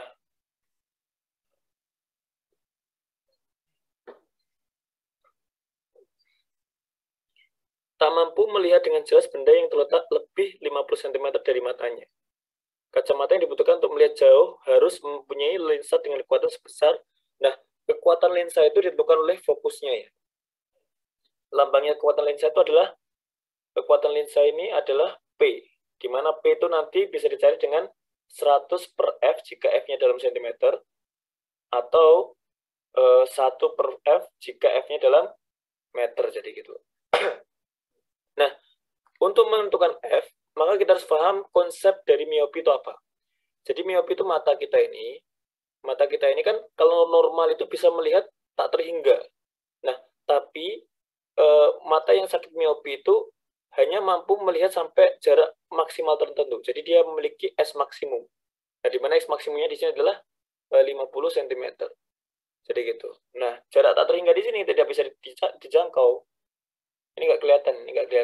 Nah, bagaimana cara agar menjadi normal ataupun agar dia itu bisa melihat yang tak terhingga? Caranya adalah memindahkan objek yang tak terhingga ke jarak yang 50 cm ini. Jadi idenya simpel gitu. Nah, jadi bagaimana caranya agar orang itu seolah-olah menjadi normal? Walaupun nggak normal ya, tapi dia itu seolah-olah menjadi normal. Caranya memindahkan benda yang ada di tak terhingga tadi berada di jarak 50 cm. Jadi gitu. Nah, jadi idenya seperti itu. Jadi idenya memindahkan benda. Nah, memindahkan benda itu bisa menggunakan, kalau memindahkan lebih dekat tuh bisa menggunakan lensa ya, jadi gitu. Nah, ini bukan memindahkan secara bendanya, bukan, tapi memindah gambaran dari benda itu. Jadi gambaran benda itu seolah-olah berada di jarak 50 cm untuk benda yang tak terhingga. Jadi gitu. Nah, jadi caranya adalah saya gambarkan dulu. Ini yang di sini ya. Ini yang S sama dengan tak terhingga. Nah, kita pindahkan tadi ini, kita pindahkan ke, nah, benda yang di sini tadi kita pindahkan ke jarak, bentar. Nah, kita pindahkan ke sini, ke jarak 50 cm ini, jadi gitu. Jadi targetnya adalah memindahkan dari jarak yang tak terhingga ke jarak 50 cm, dan ini adalah bayangannya. Maka ya ketika dipindahkan itu bukan bendanya kemudian di sini tidak ya, jadi gitu ya. Tapi yang terbentuk di 50 cm ini bukan benda tapi bayangan. Di mana bayangan itu bisa kita tangkap dengan lensa tadi. Jadi yang kita lihat sebenarnya ketika menggunakan kacamata adalah bayangan dari benda yang jauh tadi, kemudian dipindahkan lebih dekat ke mata kita. Jadi gitu. Itu adalah bayangan yang sifatnya nanti akan maya. Nah, bayangan yang sifatnya maya nanti jaraknya itu nanti menjadi negatif ya. Sehingga ketika kita masukkan ke rumus 1 per F sama dengan 1 per S objek plus 1 per S image itu bayangan, objek adalah objeknya. Kita kan tadi objeknya itu kan jauh kan, itu yang tak terhingga kan. Nah, image-nya itu yang ini, yang 50 cm. Dan ini bayangannya maya. Maka nanti yang bayangan maya ini tadi harus bernilai negatif. Dan negatifnya itu jaraknya 50 cm. Jadi gitu. Ini adalah minus 50 cm. Harus seperti itu. Ya, sedemikian hingga nanti 1 per F sama dengan, dan ini ingat objeknya berapa tadi? Objeknya tadi kan kita sebenarnya objeknya itu berjarak tak terhingga ya. Sehingga seperti tak terhingga itu 0, dan kita memperoleh 1 per F sama dengan 1 per min 50. Jadi gitu, 50 dalam sentimeter. Oleh karena itu nanti kekuatan optiknya itu sama dengan 1 per F. Nah ini, bukan 1 per F, tapi 100 per F, karena dia dalam sentimeter. Sehingga ini sama dengan 100 dibagi min 50 cm, atau sama dengan minus 2 dioptri. Jadi gitu. Jadi jawabannya adalah minus 2. Nah, saya ulangi lagi ya. Jadi intinya, kalau misalkan kita tuh memiliki lensa seperti ini, itu tuh sebenarnya bendanya itu tak terhingga. Gitu. Bendanya tak terhingga, di jarak tak terhingga, tapi kita nggak bisa mampu, kalau nggak pakai kacamata ini nggak mampu melihat benda itu. Nah, caranya gimana? Caranya itu bukan memindahkan bayangan, tapi buatlah bayangan dari benda yang tak terhingga tadi seolah-olah berada di jarak maksimum kita. Jadi gitu. Jarak maksimum kita tadi kan 50 cm. Nah, maka caranya agar benda yang tak terhingga tadi terlihat, caranya adalah ya menempatkan benda yang jaraknya tak terhingga tadi di jarak maksimum kita, yaitu 50 cm. Tapi ini bukan benda aslinya, ini adanya bayangan saja. Bayangan yang nanti kemudian terbentuk oleh lensa ini, jadi gitu. Nah, dan rumus lensa, baik cermin lensa cembung ataupun cekung, ataupun cermin cembung atau cekung, itu rumusnya sama. 1 per F sama dengan 1 per SOP plus 1 per S image. Cuman nanti tinggal mengganti tanda negatif sama positifnya saja. Dan untuk bayangan maya, itu jarak image-nya itu pasti negatif. Ya, kalau setiap semua bayangan maya, S image-nya itu nilainya adalah negatif, ya. Nilainya adalah negatif S image-nya. Nah, untuk objek itu pasti positif. Jadi gitu. Untuk sementara ini, untuk objek itu pasti hasilnya adalah positif. Jadi gitu. Dan kita masukkan di sini, tinggal masukkan saja. S per SOB karena jaraknya tak terhingga, maka dimasukkan 1 per tak terhingga, ditambah dengan 1 per, karena ini bayangannya adalah maya, dan kita ingin memiliki bayangan itu berada pada jarak maksimum kita, maka tadi ya jarak maksimum kita tadi kan 50. Maka ini menjadi minus 50. Jadinya kita peroleh nanti F-nya minus 50 cm, ya, dan nanti kita peroleh P-nya sama dengan minus 2 dioptri. Itu adalah cara untuk menentukan kekuatan lensa ya, dengan menggunakan metode perhitungan lensa cekung. Oke, seperti itu. Ataupun nanti kalau ingin menggunakan rumus, bisa menggunakan rumus ini ya. Jadi P itu adalah sama dengan 100 dibagi dengan S max. Ya, jadi S max dari S max ini di minus ya, minus. Ini S max yang bisa terlihat. Jadi S max itu adalah jarak maksimum yang bisa terlihat. Yang bisa terlihat mata. Jadi itu adalah itu rumusnya. Kalau misalkan ingin menggunakan rumus. Tapi kalau misalkan menggunakan konsep yang saya sampaikan tadi, biar nggak ngapal, itu konsepnya sebagaimana yang saya sampaikan tadi. Cuman ya kalau misalkan praktis ya lebih enak rumus. Jadi kekuatan lensa itu sama dengan minus 100 per S max. Dimana S max-nya yang ingat dalam sentimeter ya. dibuat ke sentimeter. Jadi itu adalah rumusnya. Nah, itu yang nomor 10 ya. Sekarang lanjut nomor 11. Kereta api bergerak dengan laju 72 km per jam menuju stasiun membunyikan peluitnya. Bunyi peluit kereta api tersebut terdengar oleh kepala stasiun dengan frekuensi 680 Hz. Jika kelajuan bunyi di udara itu 340 meter per sekon, maka frekuensi peluit kereta api tersebut adalah. Nah, jadi ini efek Doppler ya, efek Doppler untuk gelombang mekanik. Nah, karena efek Doppler itu juga bisa berlaku untuk gelombang elektromagnetik. Nanti berbeda rumusnya. Jadi di sini tuh ada kereta api yang bergerak dengan kecepatan ini ya, kecepatan sumber ini sama dengan 72 km per jam. Ketika kita ubah menjadi meter per sekon, maka yang atas dikalikan 1000, yang bawah dikalikan 3600, maka ini menjadi 20 meter per detik. Jadi gitu. Itu adalah kecepatan dari sumber. Jadi kecepatan sumber ini bergerak menuju ke stasiun sambil melepaskan peluit. Nah, sambil melepaskan peluit dengan frekuensi Fs. Dan kecepatan dari sumbernya ini sama dengan 20 meter per sekon. Jadi gitu. Nah, kemudian ada kepala stasiun yang kemudian mendengar suaranya tadi itu menggema ataupun peluitnya menggema dengan frekuensi yang diterimanya itu adalah 680 Hz. Jadi gitu. Dan kecepatan bunyi di udara adalah 340 meter per sekon. Maka ingat di formula untuk efek Doppler itu simpel sekali ya. Intinya frekuensi yang diterima oleh pendengar sama dengan kecepatan bunyi di udara plus minus kecepatan dari pendengarnya ditambah dengan kecepatan bunyi di udara plus minus kecepatan sumber suara, semuanya dikalikan dengan frekuensi suara, jadi itu, ataupun frekuensi sumber. Nah, di sini kita bisa melihat karena orangnya ataupun kepala stasiun itu diam di stasiun, maka ini sama dengan 0 ya, sama dengan 0 VP-nya. Nah, Vs itu kemudian tidak 0 tapi 20 meter per sekon. Dia mendekati pendengar. Karena dia mendekati, maka tandanya itu untuk sumber yang mendekati itu yang benar adalah yang negatif, jadi gitu. Untuk sumber mendekati, jadi gitu. Kalau sumber menjauhi, maka menggunakan positif untuk V sumber.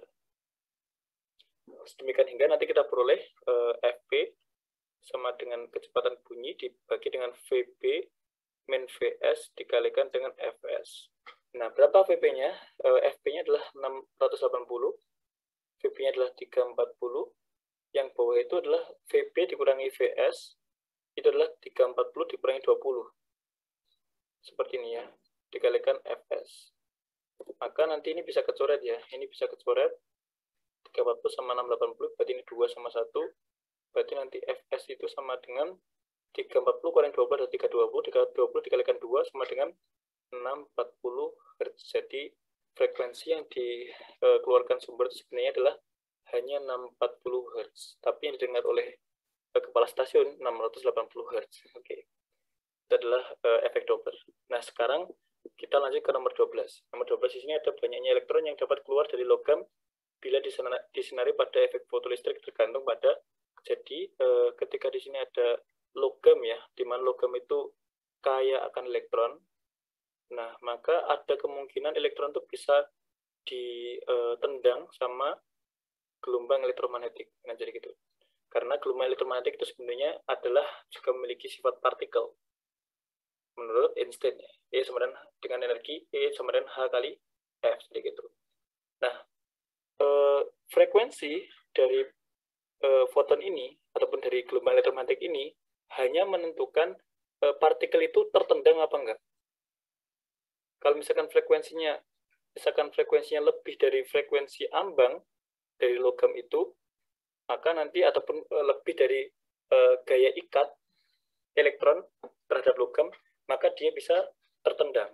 Tapi kalau misalkan F-nya itu kurang dari F ambang, walaupun fotonya sangat banyak sekali, sinarnya itu sangat banyak sekali, dia tidak bisa menendang elektron. Jadi gitu. Itu adalah deskripsi efek fotolistrik. Sehingga jumlah elektron itu tidak ditentukan oleh frekuensi, karena frekuensi itu hanya menentukan elektron itu akan keluar atau tidak. Jadi gitu. Hanya menentukan elektron keluar apa enggak. Sehingga foton di sini tidak, frekuensi di sini tidak akan ikut campur dalam banyaknya elektron yang dapat keluar dari logam. Begitu juga massa foton. Massa foton itu nanti berkaitan dengan momentumnya foton. Karena massa diam foton itu adalah 0. Tapi massa bergeraknya ada, dan massa bergerak itu nanti akan memberikan momentum sekaligus energi. Maka sama seperti halnya frekuensi foton, maka massa foton juga tidak akan berpengaruh. Kecepatan foton itu pasti C. C-nya itu kan konstan gitu ya. Entah berapapun maksudnya di sini kan C itu konstan, berarti nggak ada variabel yang diubah-ubah di sini. Dari sini ya nggak ada hubungannya kecepatan foton dengan banyaknya elektron yang dapat keluar. Jadi gitu. Panjang gelombang itu juga sama seperti frekuensi karena panjang gelombang itu sama dengan C per frekuensi. Karena C-nya konstan, maka frekuensi itu karena C-nya konstan, maka frekuensi itu sama seperti hanya panjang gelombang sifatnya. Dia lambda itu hanya akan memberikan pernyataan apakah elektron itu lepas atau nggak lepas dari logam tersebut. Nah, maka banyaknya elektron yang kemudian bisa keluar itu setelah dia itu tertendang ataupun terlepaskan dari logam, maka nanti ditentukan oleh jumlah foton yang mengenai logam. Nah, ketika jumlah fotonnya itu banyak, maka nanti ya elektronnya akan semakin banyak yang keluar. Nah, jumlah dari foton itu tadi disebut sebagai intensitas. Jadi intensitas itu nanti menyatakan jumlah foton yang mengenai logam. Jadi gitu ya. Jadi intensitas foton itu adalah jumlah foton yang mengenai logam. Kalau frekuensi itu adalah jumlah energi setiap foton. Dia harus dipahami. Kalau misalkan frekuensi itu berkaitan jumlah energi setiap foton, begitu juga panjang gelombang juga energi setiap foton. Kalau misalkan intensitas itu nanti jumlah foton, jadi itu jumlah foton yang tertangkap ya, ataupun yang mengenai, jadi gitu. Sehingga kalau berkaitan banyak elektron yang lepas, yang keluar, maka nanti ya jumlah foton yang mengenai itu lebih utama. Nah, itu nomor 12. Nomor 13, kelajuan partikel yang memiliki momentum linear 5 MeV per C dan energi relativistik total 10 MeV adalah, nah, kita harus paham untuk relativistik ya, sebagaimana yang sudah kita bahas di soal UTBK 2021, bahwasanya energi relativistik itu akan sama dengan mc kuadrat. Ini ya, ini adalah energi total relativistik, energi total partikel secara relativistik, di mana M itu bisa dijabarkan menjadi M0 per akar 1 min V kuadrat per C kuadrat, di mana M0 itu adalah massa diamnya. Ya, itu adalah E sama dengan MC kuadrat adalah energi relativistik. Tapi E juga bisa diungkapkan dengan bentuk momentum, yaitu akar V kuadrat C kuadrat plus M0 kuadrat C pangkat 4. Jadi boleh yang atas, boleh yang bawah, sama saja jadi gitu. Atau nanti juga bisa seperti ini. E itu sama dengan M0C kuadrat ditambah energi kinetik. Nah, ini sama saja gitu ya. Jadi ada 3 macam E yang bisa digunakan, ini, semua ini adalah energi total. Nah, kita tinggal pilih yang mana yang relevan. Nah, di sini tuh karena berkaitan dengan momentum, maka yang relevan adalah yang nomor 2. Jadi kita langsung ketika ada momentum langsung ingat ini, jadi gitu. Jadi E sama dengan P kuadrat C kuadrat plus M0 kuadrat C pangkat 4. Maka E-nya dikuadratkan saja. Nah, E kuadrat sama dengan P kuadrat C kuadrat plus M0 kuadrat C pangkat 4. Nah, E-nya di sini adalah 10 ya, berarti jadinya adalah 10 kuadrat. Nah, mega elektron volt kuadrat sama dengan P kuadrat, berarti P ini adalah 5 mega elektron volt per C, sehingga kita bisa menjabarkan menjadi 5 kuadrat mega elektron volt kuadrat per C kuadrat dikalikan dengan C kuadrat, gitu ya. Ditambah dengan M0 kuadrat C pangkat 4. Nah, dari sini kan C-nya bisa kecoret ya. C kuadrat bisa kecoret, dan nanti kita bisa pindah 5 kuadrat ke arah kiri, dan kita peroleh ini 100 dikurangi 25 itu sama dengan 75. 75 M mega elektron volt kuadrat sama dengan M0 kuadrat C pangkat 4. Nah, dari sini nanti kita akan memperoleh nilai dari M0, yaitu M0 itu sama dengan 75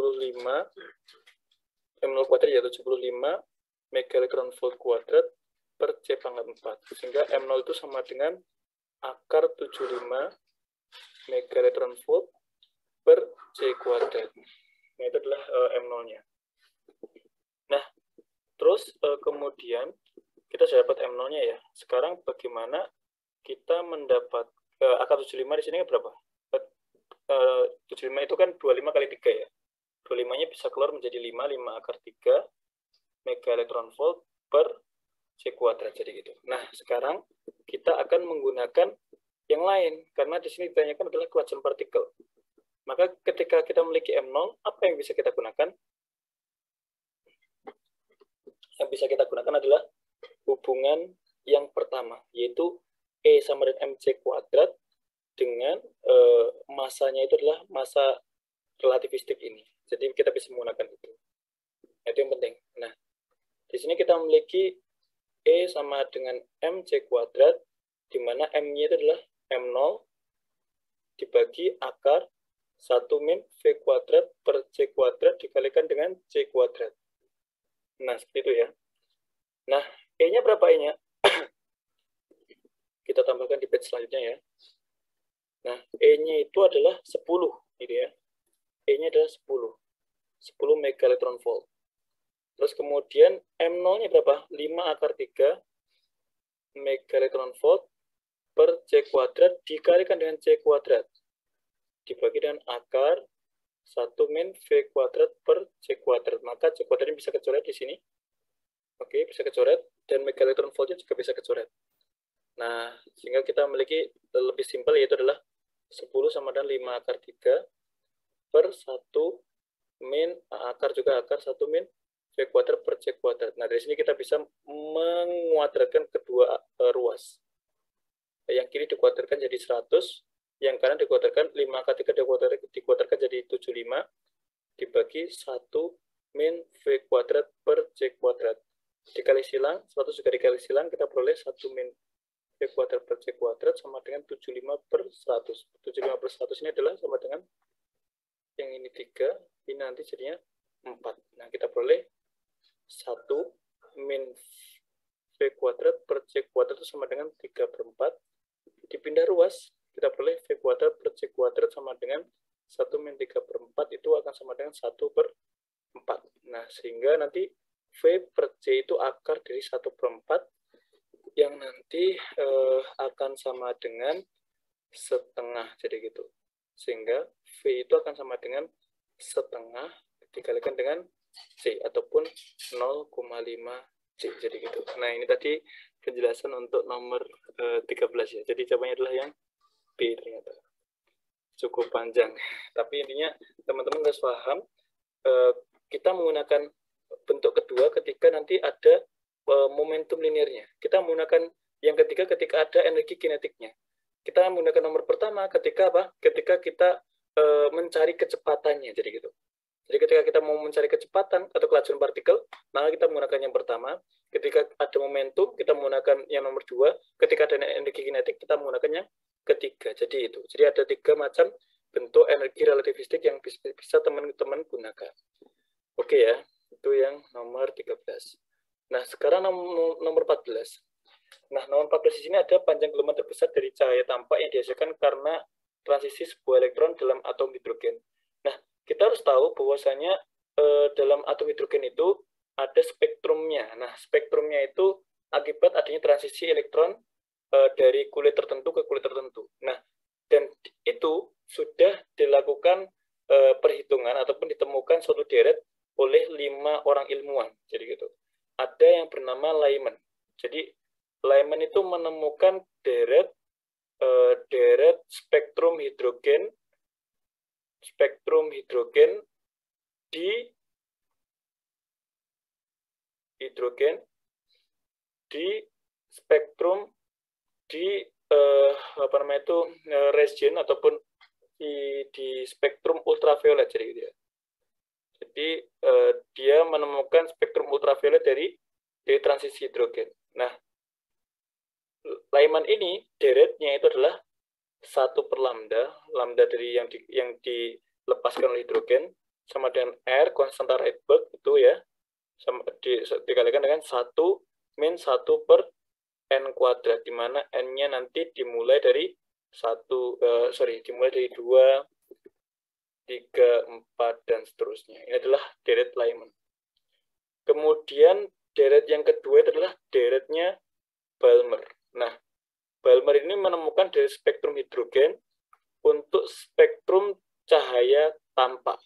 Nah, ini yang paling terkenal Balmer ini. Kenapa? Karena dia menemukan spektrumnya, deretnya itu bukan di spektrum ultraviolet, tapi di spektrum cahaya tampak. Jadi gitu. Nah, oleh karena itu ini yang sangat terkenal ya.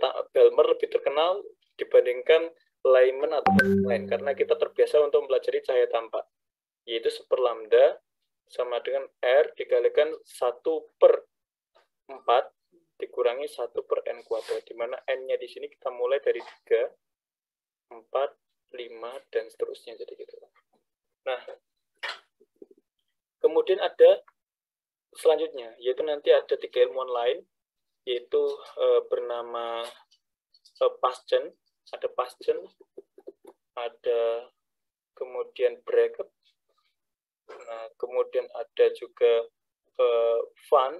Nah, ini semuanya menemukan deret spektrum hidrogen di di inframerah, jadi gitu. Jadi ketiganya ini menemukan spektrum hidrogen di inframerah. Nah, jadi dia menemukan di inframerah, bukan di cahaya tampak ataupun ultraviolet. Nah, spektrum inframerah. Dan nanti deretnya itu bisa dituliskan dengan bentuk 1 per lambda. Nah, R dikali 1 per m kuadrat min 1 per n kuadrat, di mana m-nya ini sama dengan 3,4,5 ya, dan n-nya itu lebih dari m, jadi gitu. Nah, seperti itu. Ini adalah spektrum hidrogen di spektrum inframerah. Nah, tetapi di soal di sini diminta untuk transisi sebuah elektron dalam suatu atom hidrogen di cahaya tampak ya, dari cahaya tampak. Karena cahaya tampak maka yang kita gunakan adalah yang Balmer, jadi gitu. Jadi cahaya tampak maka kita menggunakan Balmer. Maka yang kita gunakan adalah yang Balmer, di mana Balmer itu menyatakan bahwasannya 1 per lambda itu sama dengan R dikalikan 1 per 4 min 1 per n kuadrat, di mana n-nya di sini n-nya di sini dimulai dari 3, 4 dan seterusnya. Nah, kita bisa lihat di sini. Kita kan dimintanya kan lambda terbesar ya. Panjang gelombang terbesar itu berarti lambda terbesar. Lambda terbesar itu kita bisa peroleh. Jadi kita bisa lihat di rumus itu. Lambda itu akan besar jika 1 per 4 min 1 n kuadratnya itu kecil, jadi gitu. Karena ini berbanding terbalik, jadi gitu. Jadi lambda itu besar jika dan hanya jika 1/4 min 1 per n kuadratnya ini adalah kecil. Nah, bagaimana memperkecil yang ini ya? Cara memperkecil ini adalah memperbesar memperkecil n, jadi gitu. Karena semakin n kecil, maka nanti 1 per n per kuadrat ini semakin besar, sehingga minusnya semakin besar. Artinya, semakin kecil n, maka yang sisi ini semakin kecil, jadi gitu. N semakin kecil, maka komponen ini semakin kecil. Maka nilai n terkecil itu adalah 3, jadi gitu. Demikian hingga nanti kita peroleh lambda maksimum itu akan sama dengan R dikalikan 1 per 4 min 1 per n terkecil. Terkecil itu adalah 3, berarti 3 kuadrat. Sehingga kita peroleh R dikalikan 1 per 4 minus 1 per 9. Dan ini teman-teman bisa menghitung nanti sama penyebutnya jadi 36, 9 dikurangi 4, 5. Berarti 5R per 36. Atau lambda max itu tinggal dibalik saja. Lambda max itu nanti akan sama dengan 36 per 5R. Jadi gitu. Nah, itu adalah penjelasan. Dari jawabannya adalah yang B. Berarti itu adalah penjelasan yang nomor 14. Ingat-ingat, untuk cahaya tanpa itu Balmer merupakan deret yang utama.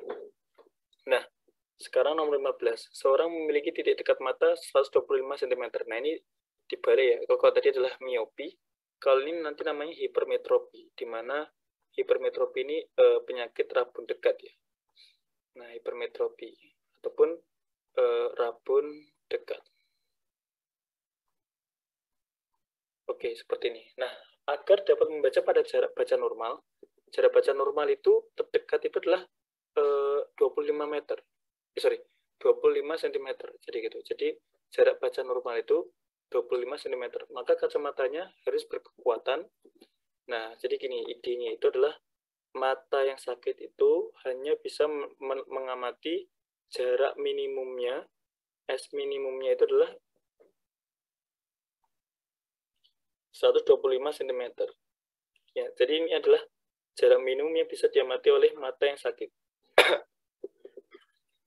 Nah, kemudian agar dia itu seolah tidak sakit matanya,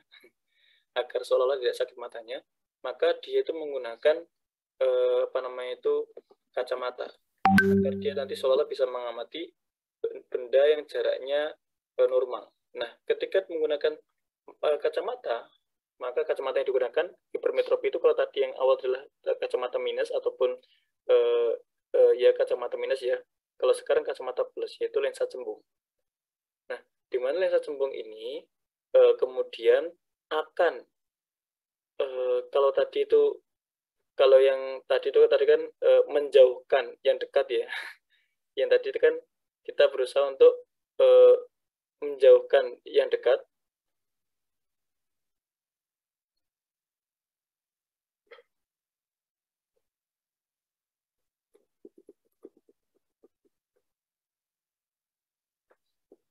Iya, tadi kan mendekatkan yang jauh.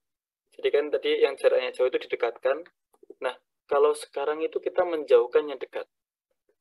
Jadi di sini tuh kita memiliki benda yang harusnya jarak 25 cm. Ini adalah bendanya harusnya di sini. Jadi yang bisa kita amati itu segini, S minusnya itu segini. Nah, kita itu ingin mengamati benda yang jaraknya jarak baca normal, yaitu 25 cm. Nah, ini adalah jarak baca normal, yaitu adalah SN ya, sekitar 25 cm. Jadi gitu. Nah, kita ingin mengamati ini. Kalau misalkan mata masih sakit, ya nggak bisa. Nah, gimana cara bisa mengamati ini? Caranya dengan menggunakan lensa cembung sedemikian hingga nanti dia itu akan dipindahkan. Yang mana benda ini nanti, seolah benda ini nanti berada di jarak 125 cm. Sehingga mata kita seolah melihat benda yang jaraknya 125 cm, yang padahal itu merupakan benda yang jaraknya 25 cm. Nah, tapi sebenarnya ketika pakai lensa cembung itu bukan berarti bendanya berpindah, bukan. Cuman bayangannya terbentuk oleh lensa ini berada di jarak 125 cm ini. Jadi nanti ketika pakai ini, nanti dia itu bisa melihat karena bayangannya terbentuk pada jarak minimum yang bisa diamati oleh mata tersebut. Jadi gitu. Nah, jadi bayangannya terbentuk di sini. Dan sama bayangan ketika lensa itu juga maya ya. Bayangan ini juga maya. Sehingga karena bayangan ini adalah maya, maka jaraknya juga negatif. Jadi nanti bayangan maya ini karakteristiknya jaraknya adalah negatif. Jadi S image-nya itu sama dengan negatif. Oke ya. Nah, sementara S objek tetap positif ya. S objek tetap positif, tidak negatif. Nah, sehingga ketika kita masukkan ke formulanya sama ya, 1 per F sama dengan 1 per S objek ditambah dengan 1 per S image. Nah, seperti ini, tidak berubah rumusnya. Jangan diubah rumusnya. Cuman tinggal masukkan saja ketika bayangan maya itu jaraknya diganti menjadi minus, jadi gitu. Jadi per S objeknya pasti positif, yaitu 1/25, ditambah dengan S image-nya 125 kan, tapi karena dia bayangannya maya, yang terbentuk oleh lensa cembung, maka nanti dia menjadi minus 125. Jadi gitu. Disamakan menyebutnya menjadi 125, maka sisi kiri menjadi dikalikan 5 ya, 5, yang kanan menjadi minus 1. Berarti menjadi 4 dibagi 125. Maka nanti kita boleh per F itu 4 per 125 atau F-nya itu 125 per 4 cm. Sehingga nanti ketika kita mencari kekuatan lensanya itu sama dengan 100 per F, yaitu 100 dibagi dengan 125 per 4 sama aja dikalikan dengan 4 per 125. Ini bisa dibagi dengan 5, ini menjadi 4 dan ini adalah 5, dan kita peroleh 16 per 5 atau sama dengan 3,2 dioptri. Maka jawabannya itu adalah plus 3,2 dioptri. Oke ya, itu adalah yang nomor 15. Tidak terlalu sulit. Nah, yang nomor 16 ini juga tidak terlalu sulit juga. Dimana di sini ada suatu katrol, katrol dan bidang miring ya. Dimana ingat ketika ada massa di bidang miring itu, maka massa tersebut juga memiliki gaya gravitasi yang kemudian bisa diarahkan ke sejajar bidang miring, yang mana nilainya adalah gaya gravitasi ataupun W, gaya berat, dikalikan dengan sin sudut kemiringan dari bidang miring tersebut, sin 53 derajat. Di sini ada gaya gravitasi juga yang nilainya adalah M1 kali G. Di sini ada tegangan tali. Di sini juga ada tegangan tali. Nah, karena di sini M1 lebih dari M2, maka nanti geraknya dari sistem katrol ini M1 akan ke bawah, jadi gitu. Dan percepatannya akan sama ya, karena dia terhubung oleh tali. Maka oleh karena itu, kita bisa menghitung dengan sigma F system ya. Sigma F system ataupun total gaya yang dialami oleh sistem itu sama dengan massa kedua benda ya, M1 plus M2. Kenapa kok boleh ditambahkan seperti ini? Karena M1 sama M2 nanti percepatannya sama ya kan? Ketika ini turun 2 meter, yang M2 naik 2 meter juga. Jadi percepatannya sama-sama A. Nah, jadi sigma F system boleh ya sama dengan M1 plus M2 dikalikan dengan A. Nah, ketika kita ngomong sigma F system, maka gaya tegangan tali tidak ikut campur. Ingat, ketika kita ngomong sigma F system, maka tegangan tali tidak ikut campur. Cuman gaya-gaya di luar dari tegangan tali aja. Dan karena di sini kita ngomongnya pergerakan, maka gaya-gaya yang searah dengan gerak saja yang berpengaruh. Nah, yang searah gerak itu ya hanya M1G dan ini, dan W sin 53 derajat ini. W-nya ini kan W-nya M2 ya, berarti nanti M2 kali G kali sin 53 derajat. Nah, karena geraknya ke bawah M1, maka M1G-nya positif karena searah dengan A. Nah, M2G sin 53 derajat itu kan berlawanan dengan A ya, karena A-nya ke atas, maka nanti negatif. Negatif M2G sin 53 derajat. Nah, sama dengan M1 plus M2 dikalikan dengan A. Nah, sekarang ketika kita masukkan nilainya, M1 adalah 2, G-nya itu katakanlah 10, dikurangi M2 itu adalah 1, dikalikan G-nya adalah 10, 53 itu adalah 0,8, jadi gitu ya. M1 plus M2 itu adalah 3. 3 dikalikan A-nya adalah nggak tahu berapa. Nah, 2 kali 10 adalah 20, dikurangi 10 kali 0,8 itu adalah 8, sama dengan 3A. Nah, dari sini kita peroleh 20 min 8 adalah 12, sama dengan 3A, maka A-nya sama dengan 12 dibagi dengan 3, yaitu adalah 4 meter per sekon kuadrat. Jadi gitu.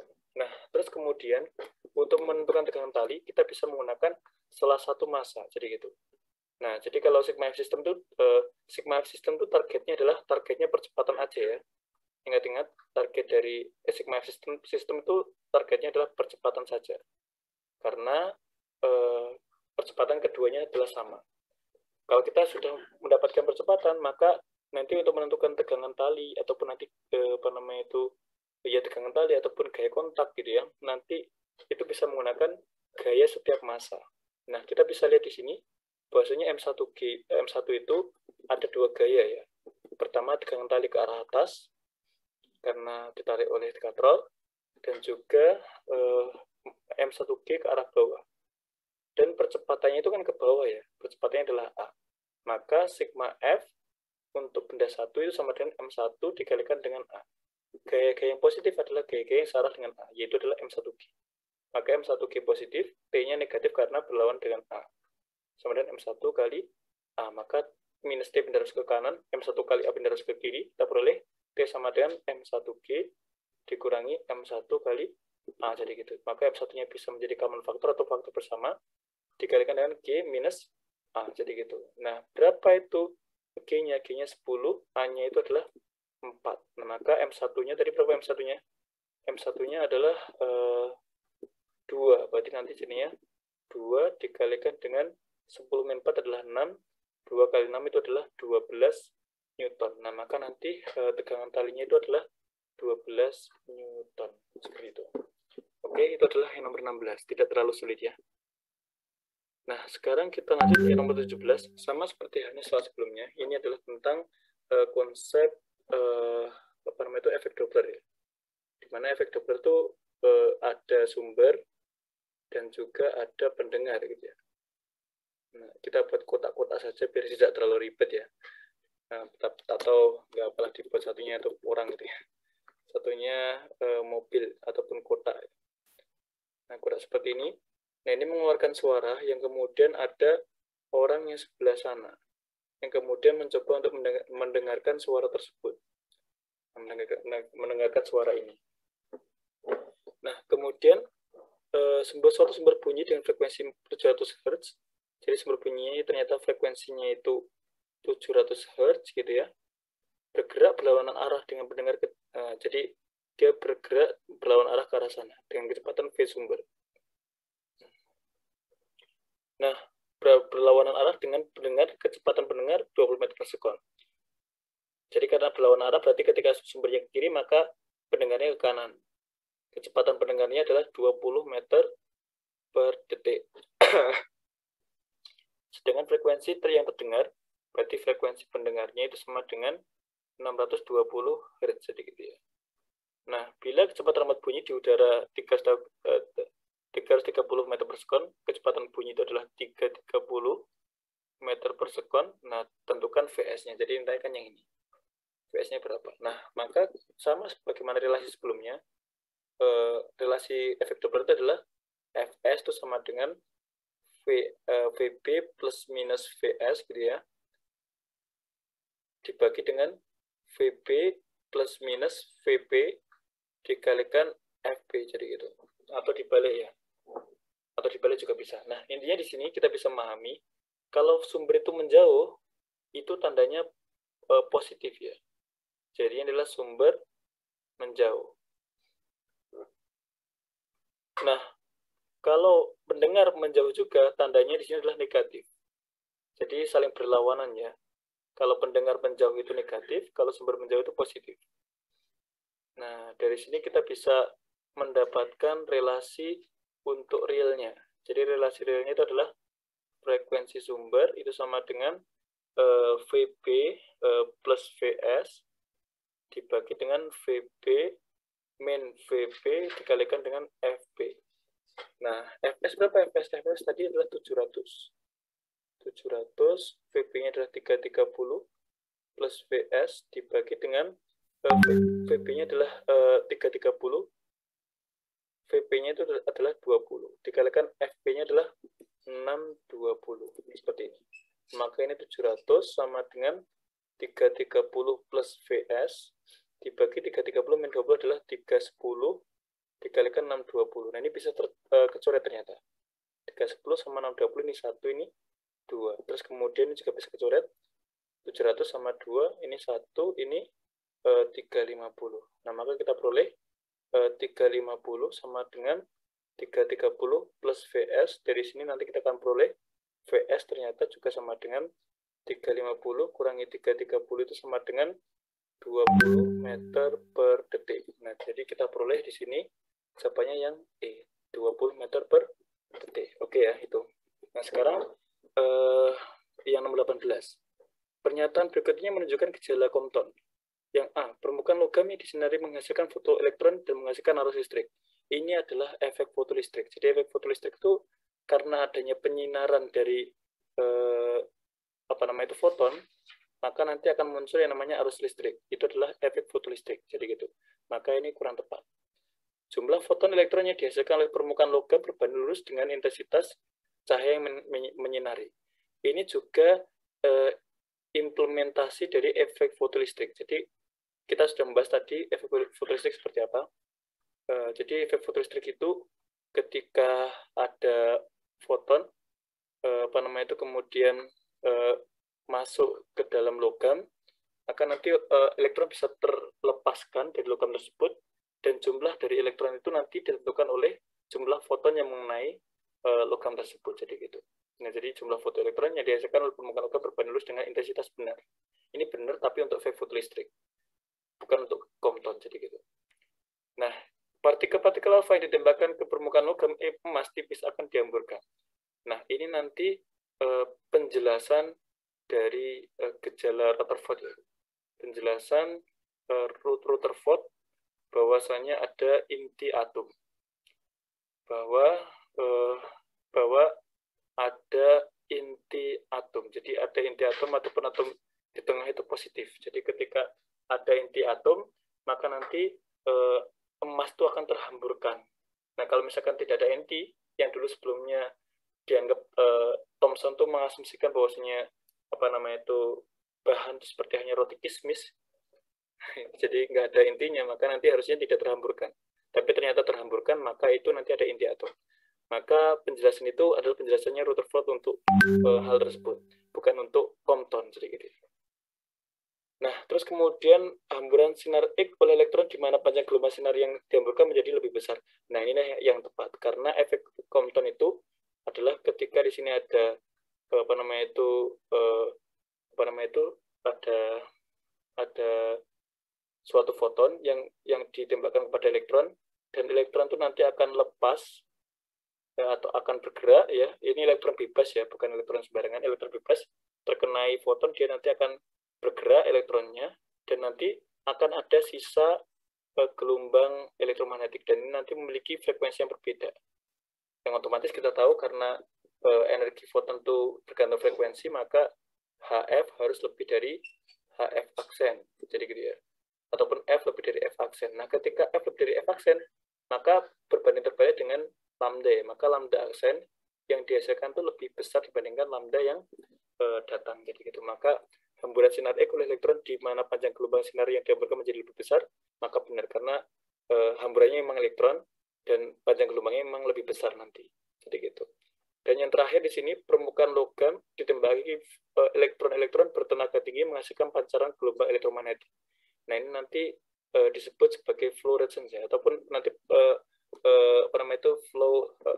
fluorescence, di mana nanti di sini akibat adanya peristiwa elektron yang ada di atom itu. Nah, ketika di sini kemudian ini kan ada elektronnya di atasnya, ya, ada elektronnya di atasnya. Nah, ini kemudian ditembakkan ke sini, jedal gitu, ya, maka nanti elektronnya akan lepas. Nah, ini kemungkinan bisa turun dengan melepaskan suatu gelombang elektromagnetik. Nah, nanti ini seperti hanya fluorescence, jadi gitu. Nah, dan ini juga nanti bisa digunakan untuk untuk terbentuknya X-ray. Nah, makanya nanti ketika kalian teman-teman semuanya belajar tentang karakterisasi material, ada XRF ataupun X-ray fluorescence. Jadi pun X-ray akibat fenomena fluorescence, fenomena lepasnya gelombang elektromagnetik karena adanya elektron yang terpendam, gitu ya. Oke, itu adalah yang nomor 18. Jadi jawabannya benar adalah yang D. Jadi gitu. Nah, sekarang yang nomor 19. Dua lampu masing-masing tertulis A 60 watt dan 120 watt. Ingat, kalau ada lampu kemudian ada spesifikasinya itu dikasih watt. Nah, watt misalkan di sini 60 watt dan juga ada voltnya, itu berarti memberikan indikasi hambatan. Karena watt itu adalah daya, volt itu adalah tegangan. Dan keduanya ada hubungannya, ya. Hubungannya adalah P sama dengan V kuadrat per R. Jadi kita mulai R dari situ.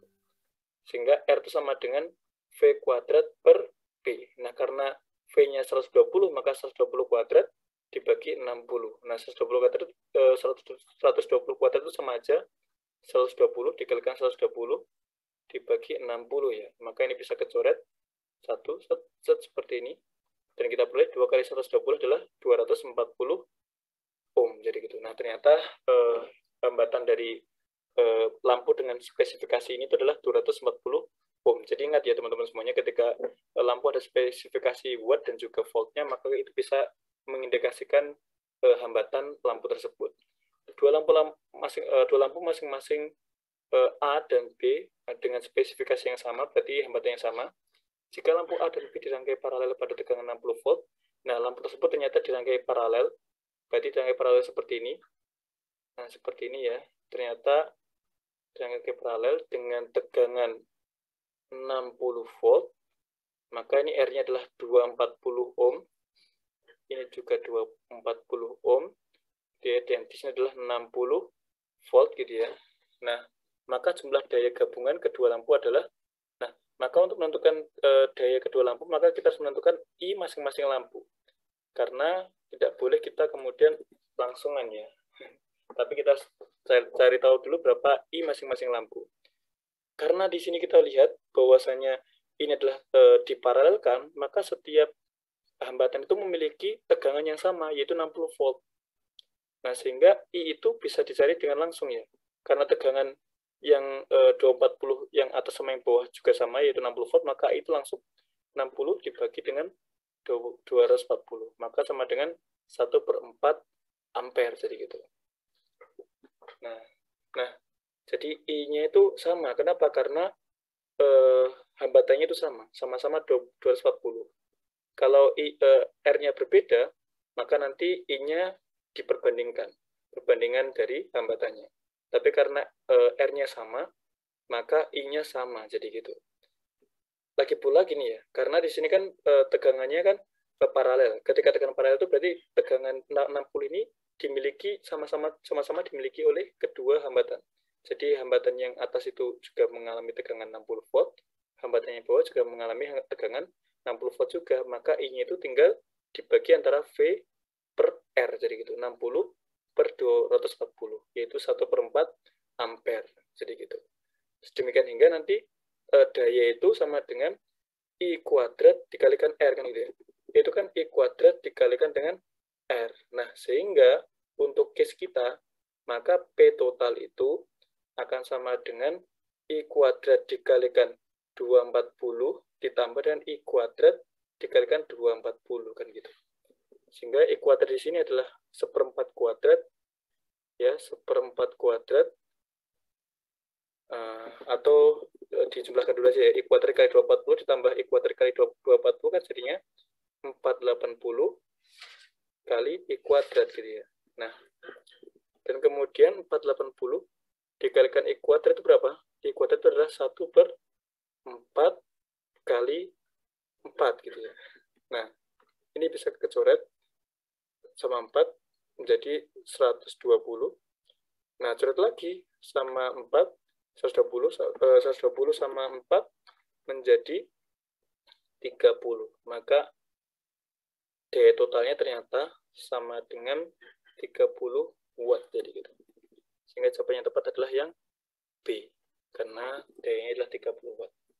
Oke, dan sekarang yang terakhir yaitu adalah apabila cahaya ultraungu menyinari potasium, elektron akan terpancar dari permukaan logam tersebut. Sebagaimana kita sudah membahas tadi efek fotolistrik, intinya efek fotolistrik itu adalah ada elektron yang kemudian disinari oleh foton, seperti ya, disinari oleh foton seperti ini dengan energi H dikalikan dengan F, jadi gitu. Dan elektron itu bisa keluar, ya, elektron itu bisa keluar dengan syarat, ya, dengan syarat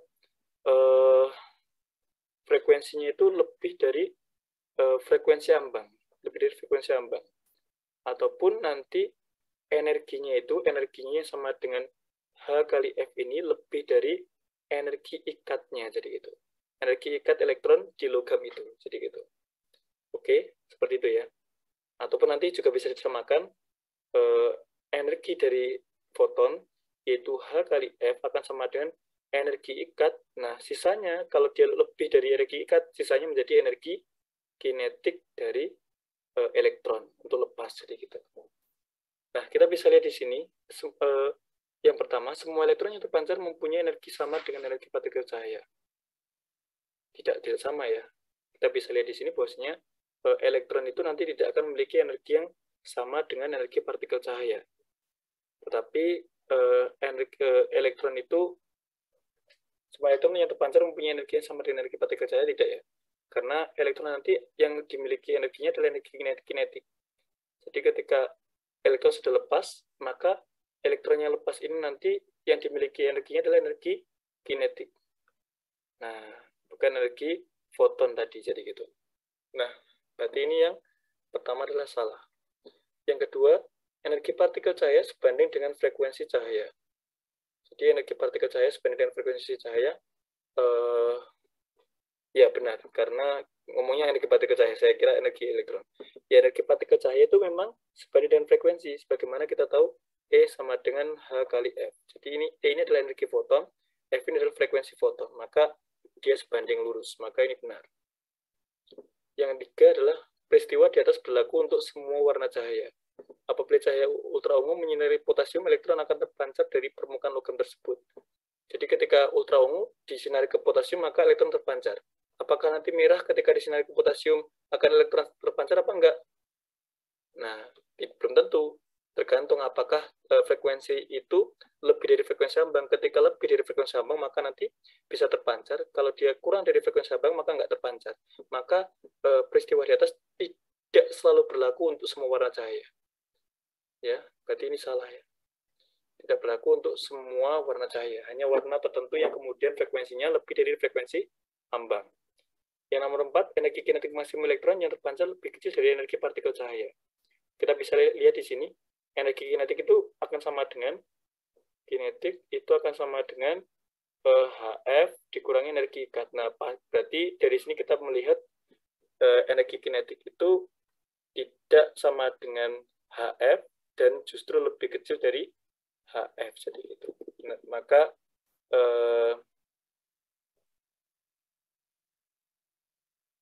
yang nomor 4 ini adalah benar ya, karena dia energi kinetik itu memang lebih kecil dari energi partikel cahaya. Oke, jadi jawabannya adalah 2 dan 4. Nah, untuk soal tipe ini saya sedikit lupa ya. Oh ini tipe soalnya. Tadi saya searching bagaimana cara jawabannya. Sebentar dulu. Nah, maka jawabannya itu yang ini. Jawabannya berarti untuk soal ini tuh yang 2 dan 4. Jadi jawabannya adalah yang C, jadi gitu. Oke, jadi nomor 20 ini jawabannya itu adalah yang C, karena hanya 2 dan 4 yang benar. Oke, nah dan selesai sudah pembahasan UTBK tahun 2020 ini. Dan mari kita cek apakah jawaban kita sudah tepat atau belum menggunakan kunci jawaban yang sudah tersedia tadi ya. Di ini, dan kita cek di sini. Nomor 1 D, oke benar.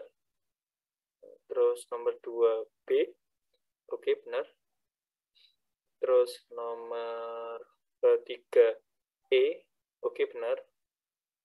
Terus nomor 4 itu C, oke benar, C juga.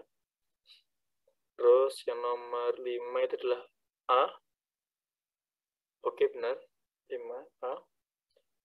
Terus yang nomor 6 itu D, oke benar. Yang nomor 7 D, oke benar. Nomor 8 E, oke benar. Nomor 9 B, oke benar.